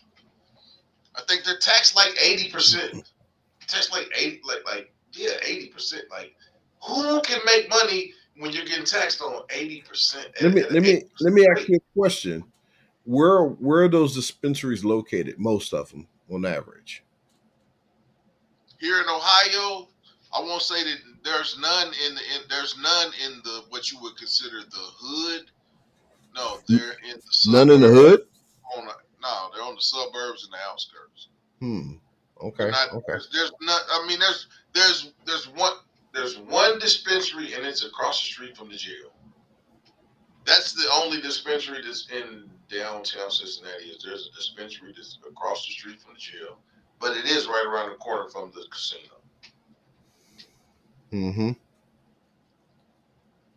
I looked it up too, man. I was like thinking about getting into that business, and there's ways you could get in, but like if you want to grow it, you know how much you got to pay for the initial license fee? It's Two ridiculous. $200,000. Yeah, who? That's how you corporatize it because unless you're a conglomerate, there's no way you can get into that. $200,000 as a franchisee. Think You about have that. to pay that. That's a fee. The initial fee if you want to be like a grower. That ain't product. That ain't nothing. That's a license. Two hundred Just to thousand start. dollars. 200,000. That's crazy. I ain't gonna front. I used to sell weed, right? Mm-hmm. No, no, Back in no, the day. chocolate. I'm not saying that there's none in Cincinnati. I'm saying that, like, in the general area of downtown Cincinnati, there are. There's only one. There's one that I've seen, and that's the one that's over by where the old Greyhound station is, across the street from. It's in between the casino and the jail. Now there are What? dispensaries all over the city, but in downtown, nah, they don't have it. Back in the days when I was going to school here before I came to DC, there was this place called Glencoe, and it was owned by Carl Linder, and it was the largest open air weed market that I've ever seen in my life.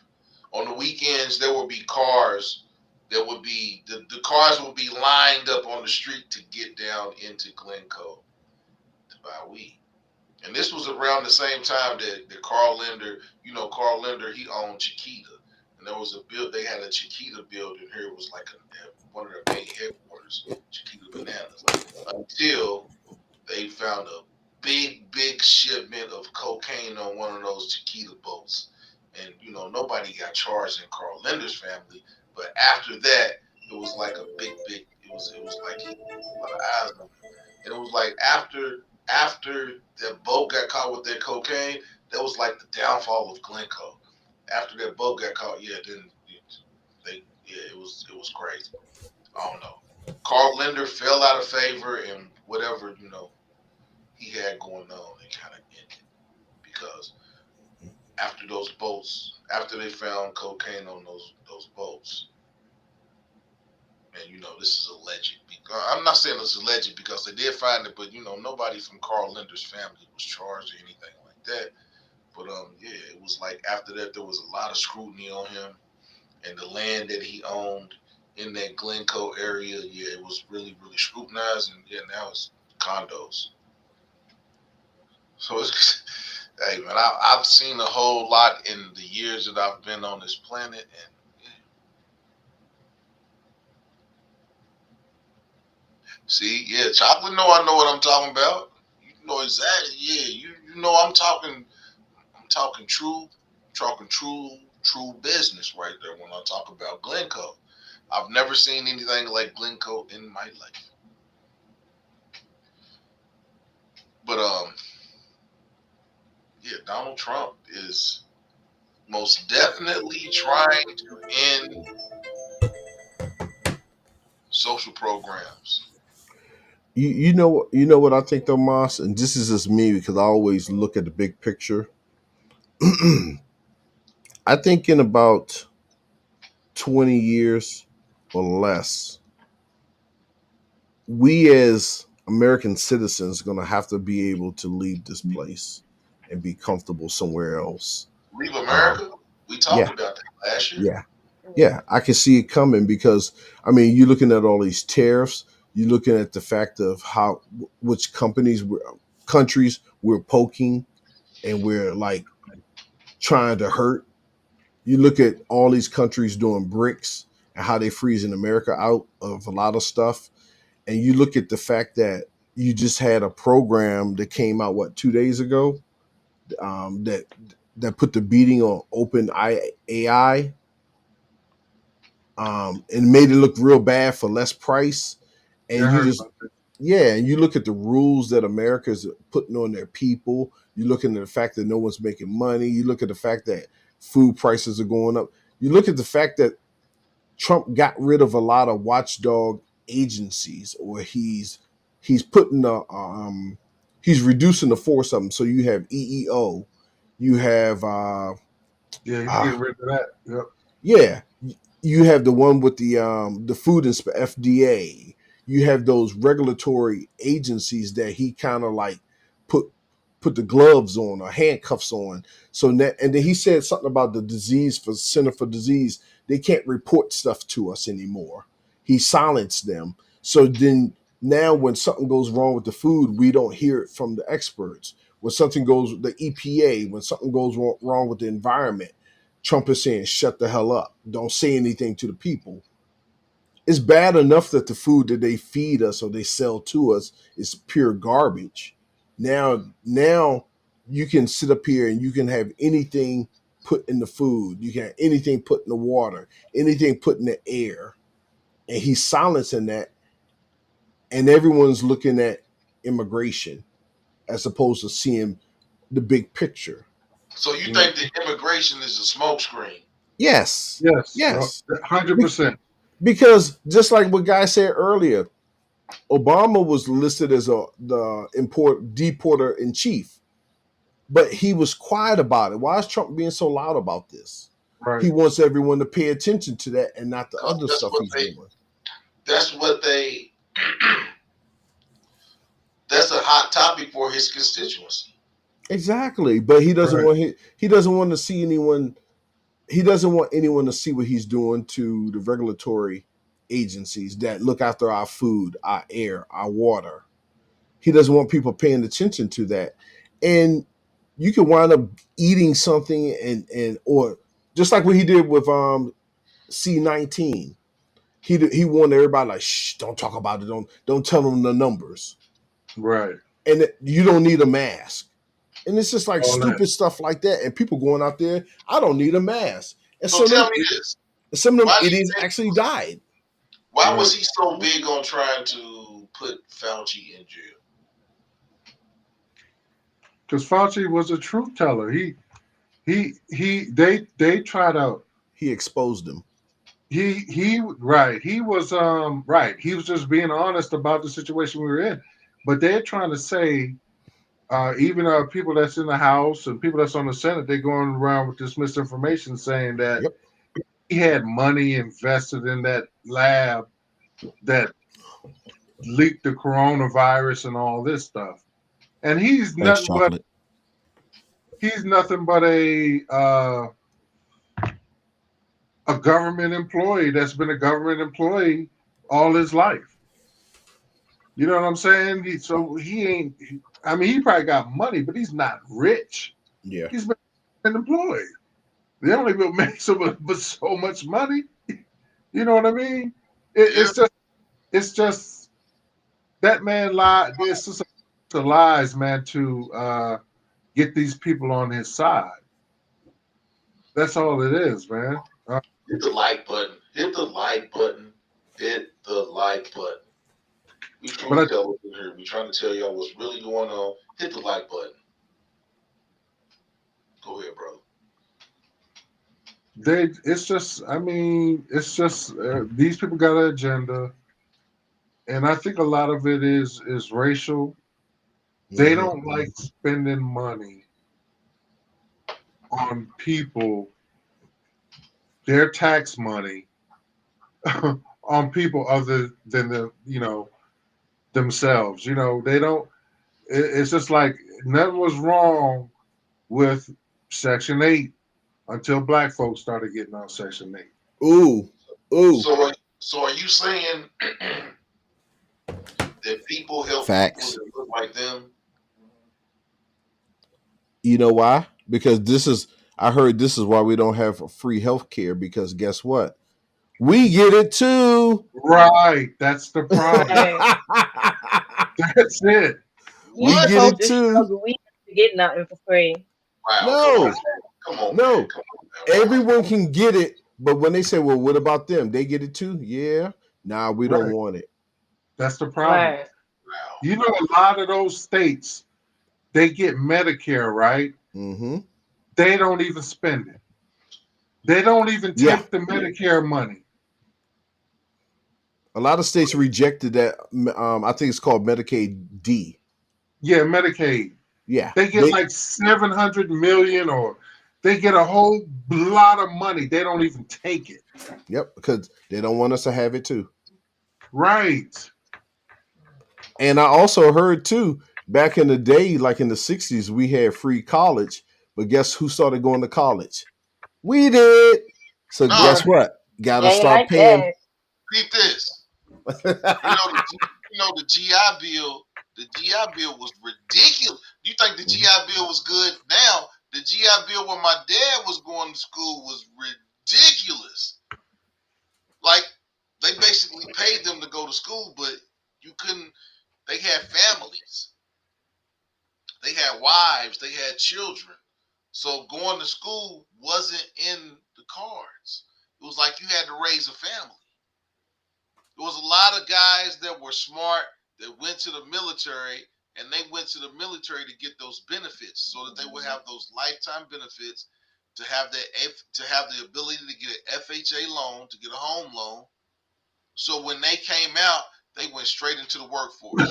And there was a whole generation of men that could have been college educated that went to the military to get GI Bills and then came home and had to go directly into the workforce. Yeah, because of all the wars, World War I, World War II, the Korean War, the goddamn Vietnam War. That's where Right. the GI Bill came from after. Right. So you had a whole generation of smart, educated black men that basically went and fought in the war. No, but the black people ain't get the GI Bill. That was the problem. Yep. Some of them, not all of them. No, not all. Not Right. all, but guys, right. A lot of us A lot of didn't people get it. did not get it, and yeah, a lot, a Yeah. lot. See, That's what's happening is what these folks don't understand is they're so focused on hurting us, and you got cheerleaders on the side saying, "Yeah, yeah, hurt them, hurt them." They don't realize that eventually it moves to them. right. Eventually, Quick, not eventually, quickly, because there's no, it's a more of slow process, but there's it gets to them. but there's more of them in that process than it is us. So Yeah, from the beginning of whatever they're trying to do, they're going to affect their people. it has to, Right. because if I make 30 and you make 30, economically, we're both going to get hurt at the same time. We're both in the same boat. Yeah. If I'm on Section 8 and you on Section 8, we're going to both get hit at the same time. Yeah. There's no color to the policy. If the policy ends, it doesn't matter what color you are. The accoutrements of that policy are gone. You know what though? I had a thought. I think I just lost it. I had a thought. It's in your beard. Hey, look, there's gonna be a whole bunch of trailers getting repoed. Yeah. Better have some wheels. You say that, but the thing about it, man, is a house payment on a mobile home is what, $300 to $500 a month. That's Man, a lot different than a 15. That's a lot different than a $2,100 mortgage. But you do know that America is pushing more for renters than owners. That's why all these corporate companies are buying up all the single family houses. That's right. That's right. Yeah.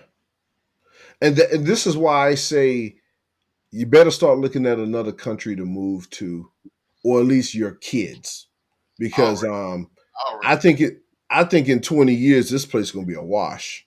20 years, I give it 10 years. It's gonna be a wash. Because for one, there's gonna be some stuff is gonna kick off inside America in the next 10 years. I'm going the next 5 years. Yeah. What happened on 9/11 was practice. Yeah. Because the thing about it is, you have to think that at some point something is going to happen inside your borders when all of your enemies have immigrants in your country.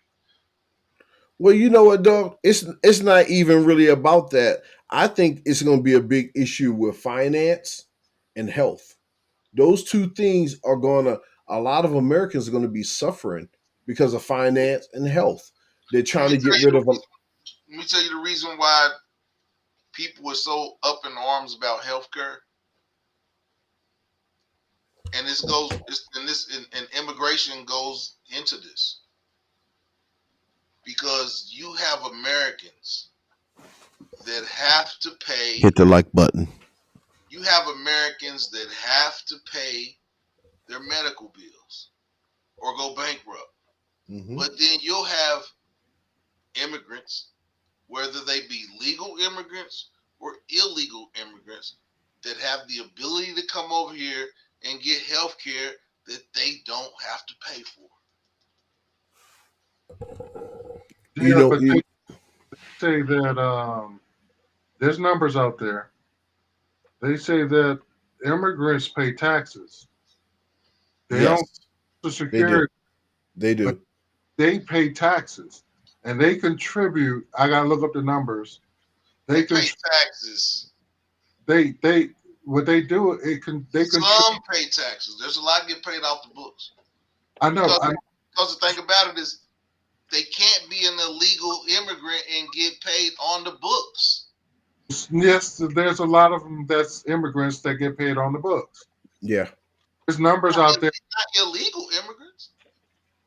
Or they're under a different surname, a fake name. They're not. What I'm saying is they don't have Social Security numbers. So if they are on the books, that's for bookkeeping purposes. Look, it's an identity that's a placeholder. It's not them really. It's a placeholder for that company to be able to get credit. It's not that person personally. They pay taxes, dog. They could. You gotta pay. What I'm saying is they're not paying the taxes that they should be paying because they're not getting paid what they should get paid. But they're paying taxes off of what they make. They're paying tax on what they look. What I'm saying is you can't if you're paying somebody $2-something an hour, still tax it. You can tax them, but you can tell these people how to code themselves where they're not getting taxed a lot. You can tell these people to file. You can tell them to file exempt. There's numbers. there's Maas, there's statistics out there. Listen to me. I feel exactly what you're saying. But what I'm saying is there's ways around that. It don't matter. You can What I'm tell saying people is they pay taxes and they contribute. It's like I forgot the number. It's some in of the billions some of of them. dollars a year in taxes. Some of them.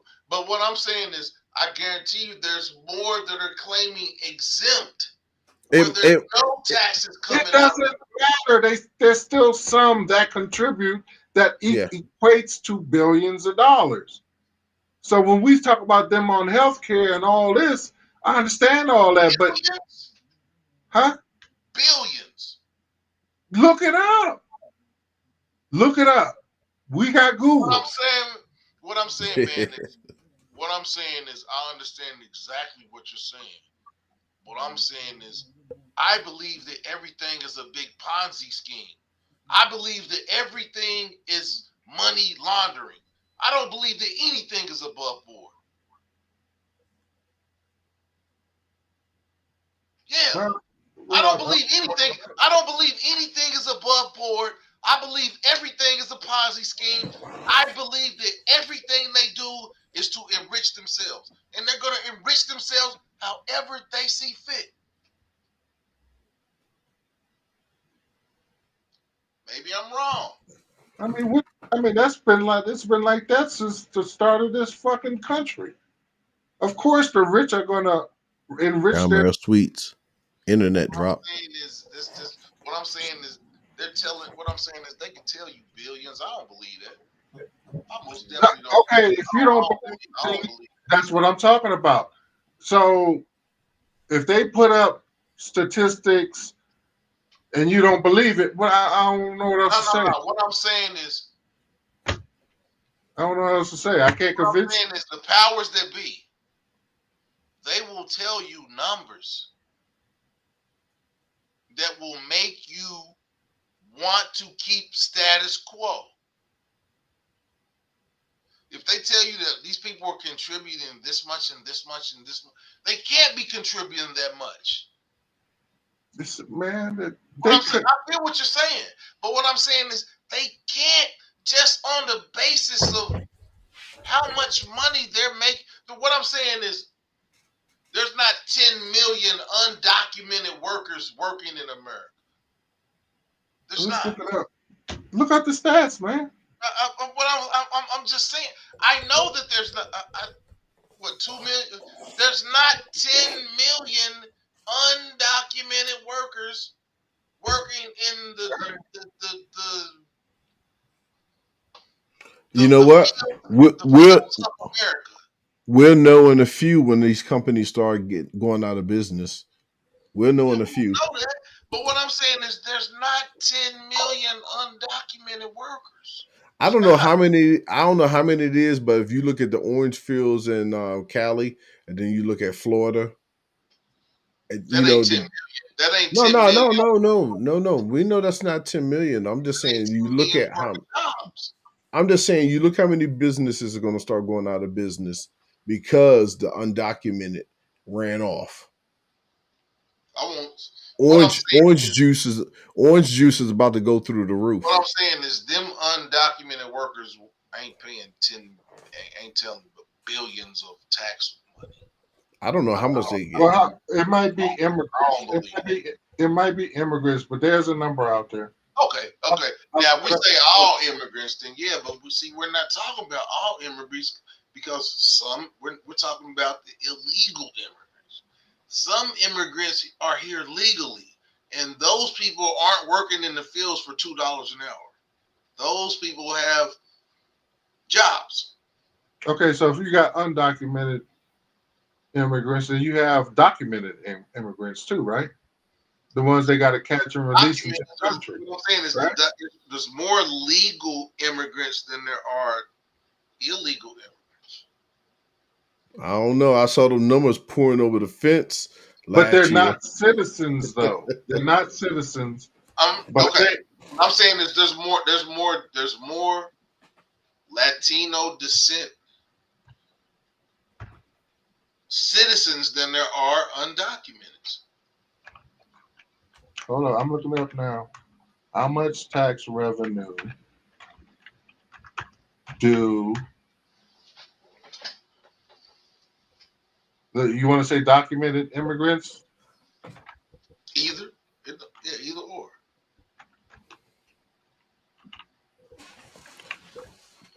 Also, too, a documented immigrant could be an H-1B person. Yep. Chocolate says since COVID, you can file without a W-2 or a 1099. You don't have to show anything but the proof of payment. Remember where we worked at in DC? There was a lot of H-1Bs there, and I'm quite sure they was making quite a bit of What I'm money. saying is they're not undocumented. They're No, I said documented. Those are the documented ones. Yeah, what I'm saying is in order for them to get that H-1B, they gotta be documented. Yeah, but if we're saying legal immigrants, you got to include the H-1Bs also. Oh yeah. H-1B. But see, I'm not talking about, and that's where my differentiation is. I'm not talking about the people that are documented, the people that are here legally. Because we know if you're here legally, you're not working for $2 an hour. No, that's why I was saying the H-1B. That's the main reason that they want. It says right here, undocumented, and I'll look it up somewhere, a couple other places too. This is on Institute on Taxation and Economic Policy.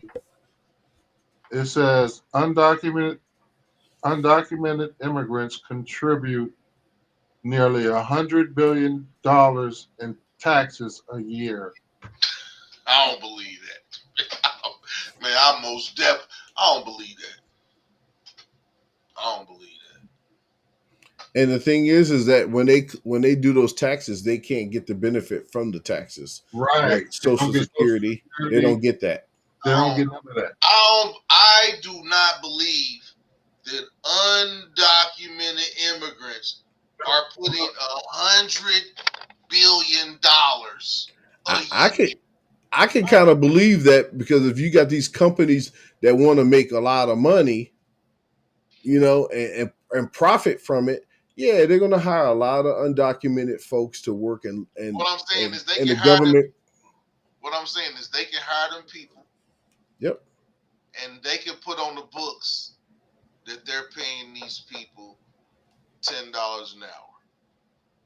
Man, I ain't even worried about none of that shit, Aaron. Okay, but you can't say I'm worried about the number. Hold on. You can't say that you're not worried about it, but you're spouting the numbers that they're saying.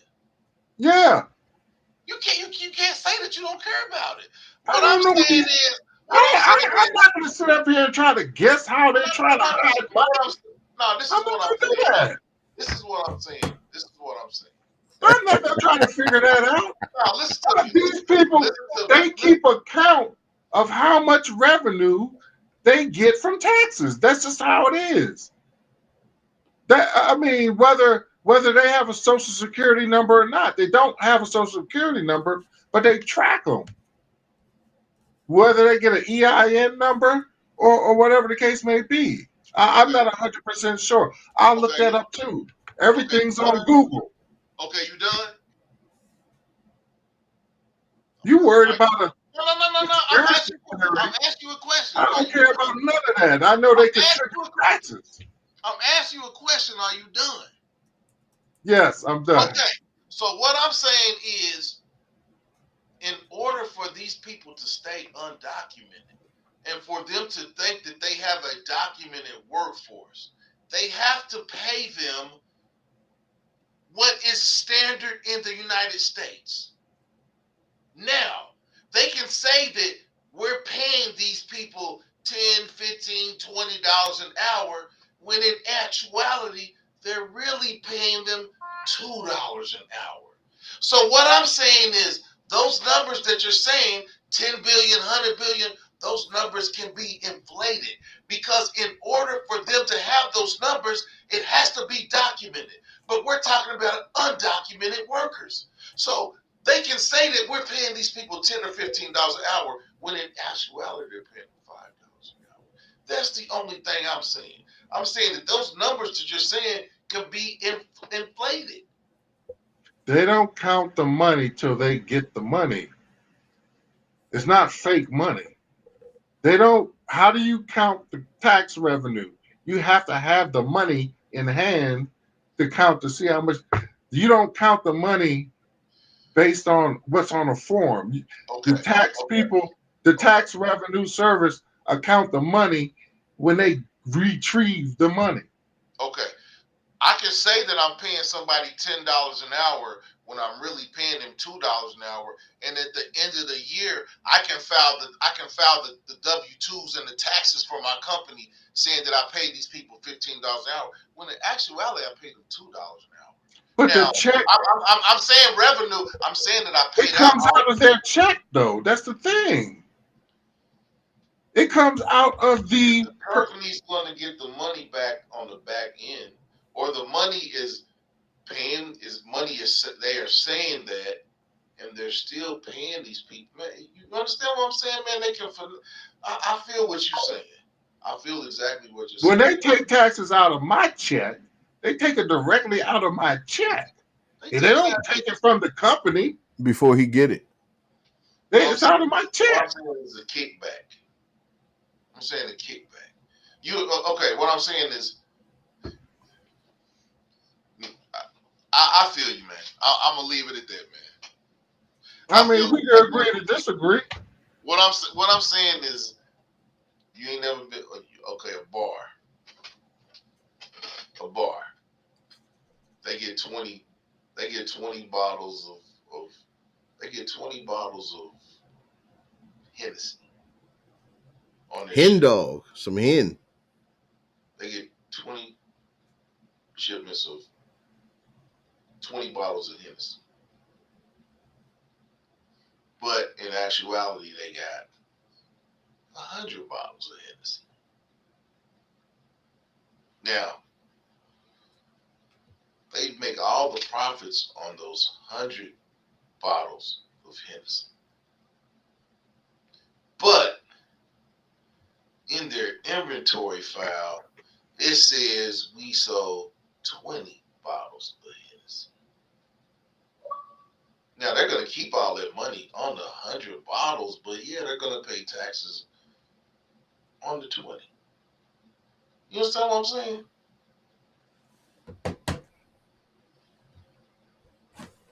I got 100 workers. I'm paying them $2 an hour. I really put it in. It's like a PPO loan. I got a business. I got a PPO loan. I don't got nothing but 2 employees that I'm paying. But I put it in my PPO loan that I got 100. I got 30 employees. I make W-2s for them. I make all this information for them, and I file this stuff. I got 2 employees, but on the books I got 100 employees. Do you think everyone's doing that though? Yeah, I do. That's a broad statement. I won't say everyone, but it's been 8 years. How many years it's been since COVID? Since C-19? And they're still prosecuting people that did those PPO loans. So what I'm saying is, and we're talking low level, we're talking small businesses. We're not even talking big business. So what I'm saying is, I understand what you're saying about $100 billion, but I'm saying I don't believe that. And I'm saying I know that they can conflate the numbers to make it sound like what they want to make it sound like if they want to keep undocumented workers.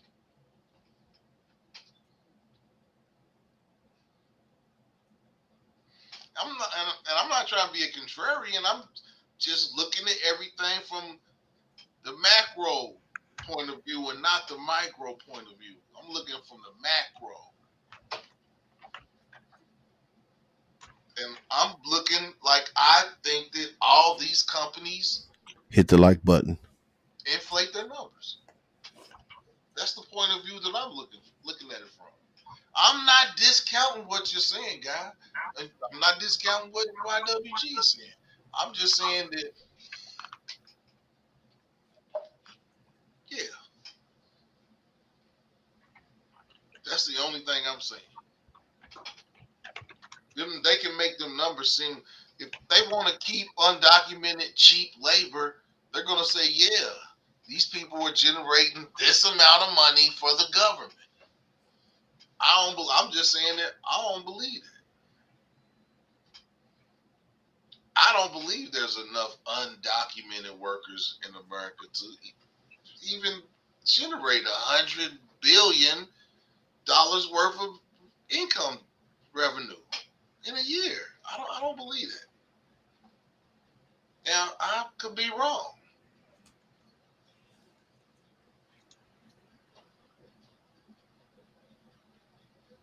That's saying that 100 billion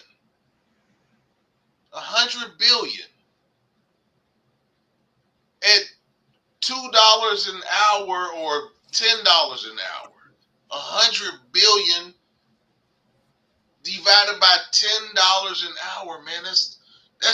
What I'm saying is that's an astronomical number of undocumented workers working. Why do you think they make $2 an hour? Where'd you get that number from? Because what I'm saying is okay. The construction workers. I'm going off of what the national average for minimum wage is. I know the minimum wage in Kentucky is $7.75.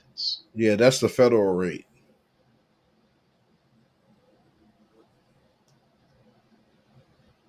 So they're making more than federal minimum wage. No, I don't think everyone's doing that. Nah. But I don't think they. I'm saying the reason that they want to keep them undocumented is because they don't have to pay them minimum wage. Yeah, that's true, but I don't think they're making $2. I don't think across the board all of them making $2. $4 for $5. Yeah, maybe, but like Guy said, if they're doing construction,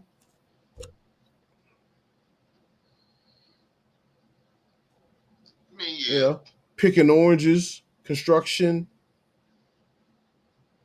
maybe plumbing. Yeah, it's like this.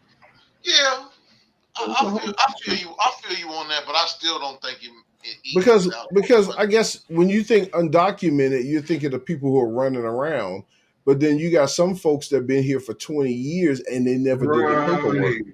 And they never did their paperwork, but they've been here for 20 plus years. They just like the dreamers. Yeah.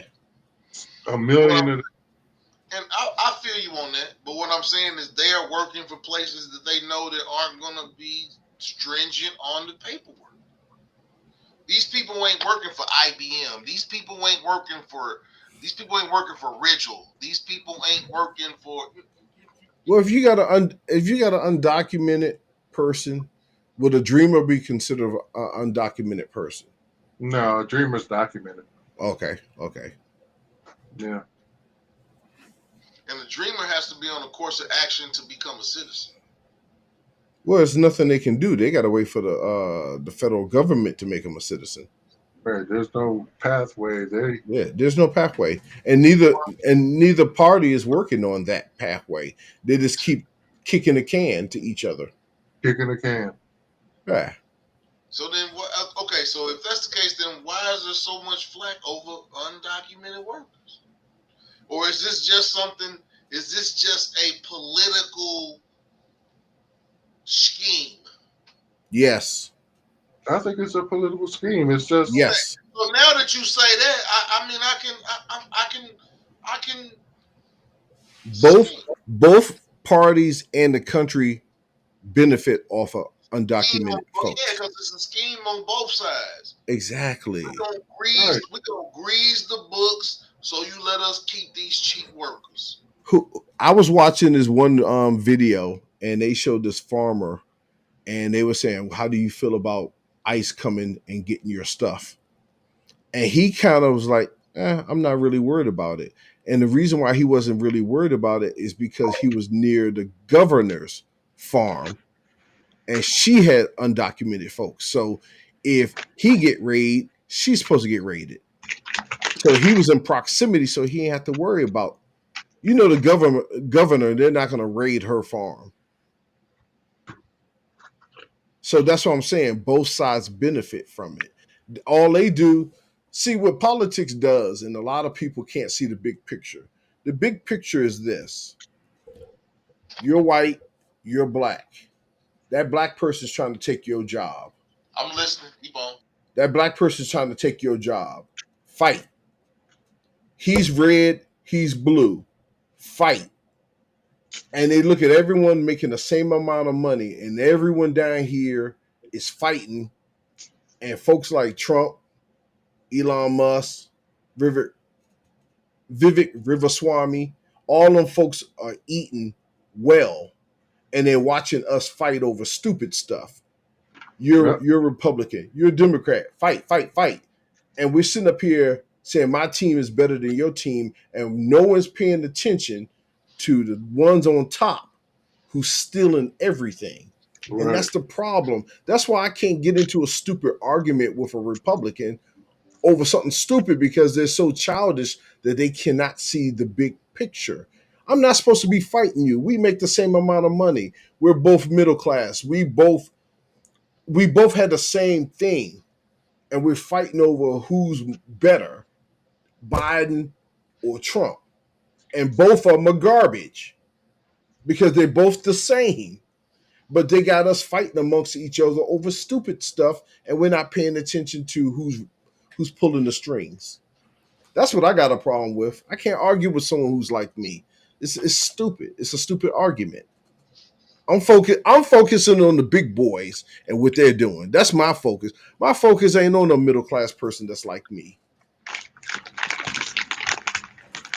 I mean, I agree with you, man. Both sides is criminals and corrupt. Both sides is trash. But I would say, I agree with you. I do. I really do. But that motherfucker Trump, that's a whole different story. I don't wasn't no Biden fan. And no, I wasn't. Trump is just a louder piece of trash. That's all he is. He's just louder. That's all. It's him and his cronies. They're on another. I won't even say it's his cronies. I will say it's him, and they just follow in his wake. No, they know how to eat. You follow. I'm saying he throws breadcrumbs, and you got to know how to eat. Yeah, they know how to eat. That's why they showed up at his inauguration on the front row. They want to eat. Is it why Snoop took that 1.5? We ain't talking about Snoop. We ain't talking about Snoop tonight. There's a lot of people that's mad at Snoop Dogg because he didn't perform on the campaign trail. He performed at the request of the president. Who tells the president no? He didn't perform on the campaign trail. You ain't see his old video? On behalf of the president. Yeah, his old video though. His old video. Bad. His old video. He looks bad. He didn't say he voted. He didn't say he voted for it. No. He looks bad. He looked bad. Elon Musk trolled him on X, on Twitter. If you worried he looks real bad. If you worried about a billionaire trying to make fun of you, that you worried about the wrong stuff. No, it ain't about making fun of him. It's all millions and millions of people looking at him. He's like a hypocrite. Did you see his old video? Yeah, I saw the video. They did the before and after. What I'm saying is, I'm not mad at him because he went after the money, but he did look bad. It looks bad, man. I like him. He didn't vote for him. He performed at the request of the president. I don't care. I don't give a shit about it. Regardless of what he said, Trump still likes his music. Man, you tripping. He looks terrible. So basically, Oh, so, shit. so basically, you try. So what you're saying is Trump offered him that 1.5 million to put cake in his face. He took the money. That's all it was. But I don't got a problem him taking the money. I don't either. But it's just when he I don't either. hold on, wait a minute. In 2017, he came out with a video talking about who's gonna be who's a coon, who's gonna be the next coon. I'm you bitch ass nigga. All this that don't look right, man. It does don't not look right. right. It doesn't. It don't look right. It don't look right, but it's a lot of times people don't look right. Well, it's just on a bigger stage. I mean, I look at Snoop a little bit different now. Yeah. You look at I Snoop look at this a little bit. I like Why him. do you look at Snoop different? I look at him a little different now. Why you look? Because you know why? Because it's equivalent to saying it's equivalent to rap about you hood, you slang dope, you shooting people, and you grew up in the suburbs. People find out you. That's what it's like. It's the same thing. It's the same thing. It is. You're a paper gangster. No, you're a paper check. What I'm saying is they're actors, man. It don't, Aaron, I can tell you this about Snoop. I like Snoop. Yeah. He just got caught up. But it's just how it's just it's how the optics. It's the optics is very he lost some cool points. That's all I'm saying. Yeah. He lost at 1.5 million make him say I don't care about them cool points. That's fine. Yes, yeah. That's fine. Go ahead, take the money. Just and I'm you gotta own up to that. You should and people out there, I'm not saying that you should take money over morals because I don't really think that he had a moral conflict. I don't think it's a moral conflict. I think it's you know what he did? What he did, what Snoop did was he did the JD Vance. That's what he did. He did the JD Vance when JD didn't have the beard. When he didn't have the beard, he was like, Trump is the worst. Now he's like, right. Yeah. That don't look good. Okay, so what I'm saying is, what's the difference in Trump making JD Vance his VP and him offering Snoop 1.5 million? They both said something bad about him.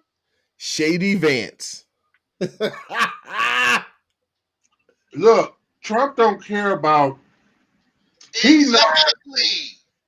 Look, Trump don't care about people talking. It's because it's all a show. He says something about you, you say something about him, and who gets the favor? He wants to get the favor from the people. Yeah. So it's like all a game with him.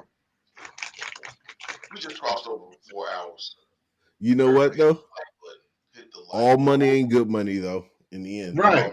Good money. Share this video out. That's good money. Subscribe to this page. That's good money. Hit the like button. That's good money. But yeah, on Snoop, I ain't mad at him, but yeah, I ain't mad at him, but he did lose some cool points. Did Nelly lose some cool points? Yeah, man, the way did Soulja Boy lose some cool points? I don't know. I don't pay attention to Nelly. No, I was watching him, right?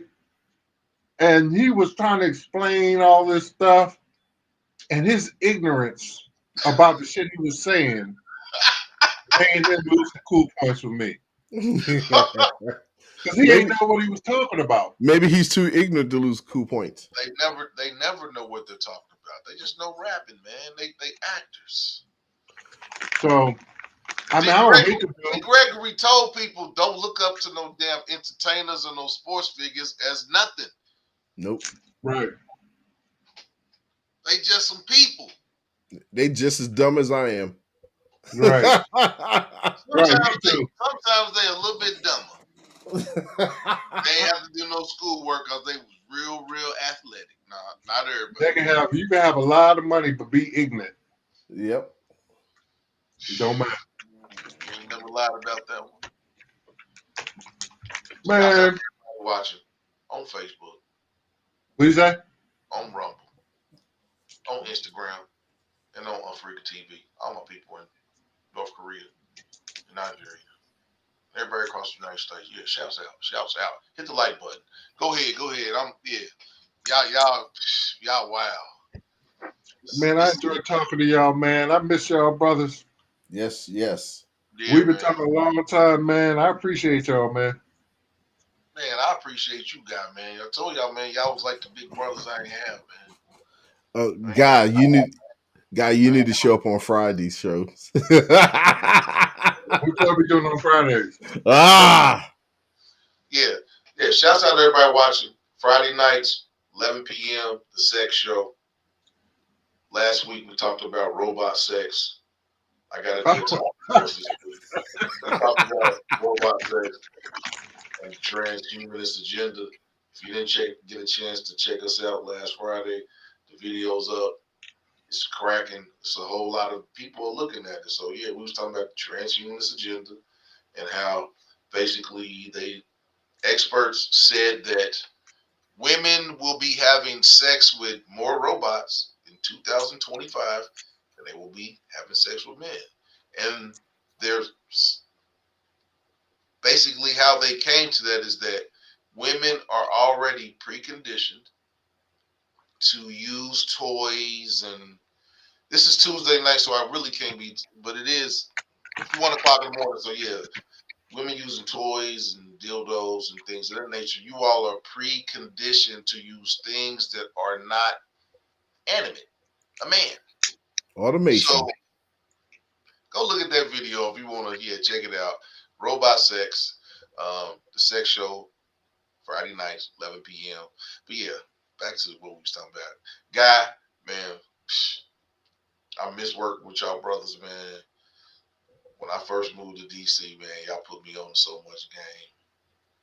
Y'all put me on to the etiquette of the food court,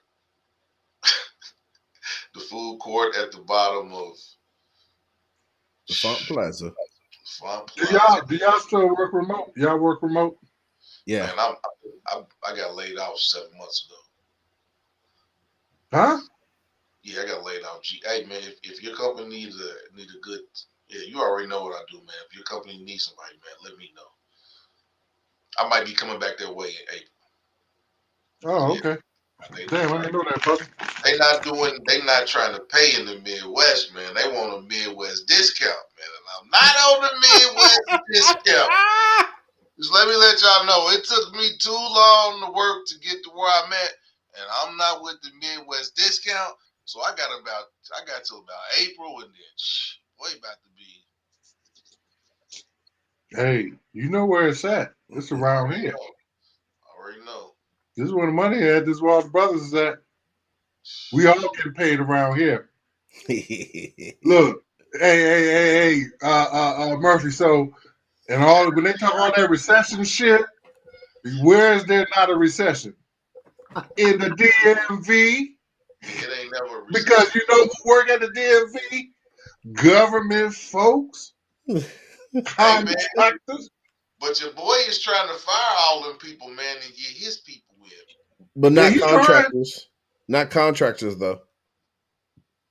Yeah, not contractors. But it's the civil servants. But that's against the law too. You can't just get rid of them. Yeah. You can't just fire them. Well, the union's fighting it. The federal union government, they're fighting it. So all he's doing is selling wolf tickets. Right. It's a wish list. He sent out a letter. He sent out a memo to all them people saying that, we'll give you a severance package and all this shit. That's 8 crazy, months? man. It was 8 months. Yeah. To September. And I don't want no severance package, man. Let me get to my retirement date, and then we can talk about some severance package. He's pushing the envelope, man. Yeah, he is. Just like you said, see what's stick. That ain't gonna stick. Hey, YWG, man, go ahead and get your little 5-minute spiel in, man. What you got going on? What's going on? Yeah, because I got to agree to go. Yeah, but I got to get up in the morning. You need to come back. I already know, man. Go ahead. That's why I said go ahead and spit your spiel, because yeah, you over there All Yeah, right. man. So what I started growing this week is I put some lime seeds out. So I'm growing lime trees right now. Growing some Lime lime trees. trees. Yeah, Oh man, these are the they're gonna be in the garage in yeah, a minute. these are the limes that had the orange flesh, not the green. So when you cut Oh, them open, they're orange inside. I had some of those. I had Yeah. some of those. I had some of those. So I'm doing that, and then I think next week I'm going to start with the some brassicas, which are cabbage, kale, broccoli, bok choy. Those are some of the things I'm going to start next week. What's up, bud? The bud file. Bud Files, hey, how you doing? How you doing? Okay, so what you already got? What you got in the ground now that's been growing since the beginning of the year? Um, Potato. I planted some strawberries and some tat soy. Hold on, man. Tat soy, man. What is that? Sound like some seaweed. Tat soy is almost like bok choy, but it's flatter and wider. It grows out like Lettuce. No, it's like have you ever had bok choy before? No, Lettuce. bok choy is like Chinese cabbage. yeah. Oh, Yeah, it grows up like this, whereas the tat soy grows out like this. Okay, so you teaching. So yeah, anybody you want to learn about botany, you want to learn about growing vegetation, go over and check out YWG's page. Go ahead, YWG. Talk about some of the taste tests you had on your page last couple weeks. Taste test that we just put out was the Feijão. Feijão is Brazilian for pineapple guava. So we did a pineapple guava taste test. When I was at Batman Alley in Brazil, I saw a tree and it had the Feijão on in there. And I picked up a few and then we did a taste test. Yeah, your boy YWG just got back from Brazil. He was gone for a month. What? Yeah. That's nice. Yeah, so I was out there doing a bunch of videos. So I think I saw. So yeah. I think I saw. Hold on. I think I saw one. I'm looking up at what is your weekend garden? check your boy, your weekend gardener out. That's Subscribe, join. What are you on YouTube or on? You got a website? YouTube. Put your link. Oh, up. you're on YouTube. Okay. We're gonna get Guy to start a page. He's a 6'8" shy dude. He don't like getting on camera. Yeah, he look like he say he's 50. Man, I ain't got myself together yet. When I get myself together, man, he look like he's about 33. I work from home, so I need to get my hair cut. And man, I don't look the same what you remember. I'll tell you that. Oh, hell, that sounds like you about 4 bills now. No, I'm going with this shit. I would say, yeah, I did put on some weight. Not that much though. That's that C19 weight. Because I was pretty thin. I was like 250, 60 or something like that. Yeah, man. Like you said that, man. I don't know if we're gonna go to the steakhouse when I come home, man. You might need. No, I'm gonna try to get my shit because I'm trying to golf, man. Oh man, yeah. Come on. I'm trying to golf. Yeah, man. I'm gonna get into that, man. I gotta get a new set of clubs because my ex in DC when I left and came here, she got rid of my golf clubs. Yeah, I'm gonna get back into that, man. I had like 100 golf balls, I said, hold this. Yeah, as soon as I left, she's like, oh, I got rid of that shit. I set that shit out. I was like, you said my golf clubs out of my golf? Yeah. The golf does something to me. It's a stress reliever. You be so focused on that, you don't worry about nothing. It's like that and riding bikes. They're like stress relievers to me. They're just like when you do your garden and stuff. That's a stress reliever.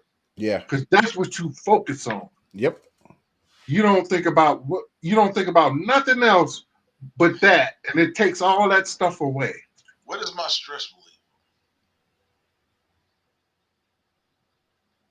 Don't you go for walks every morning? I be seeing you go for walks, right?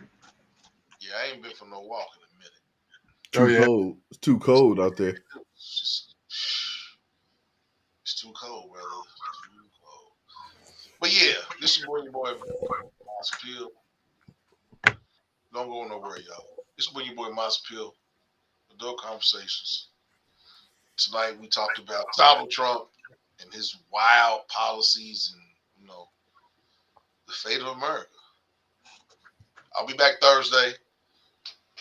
The thumbnail for Thursday's show will be up tomorrow. Go back and check out the shows from the past so your boy can get them watch out. Subscribe to the page.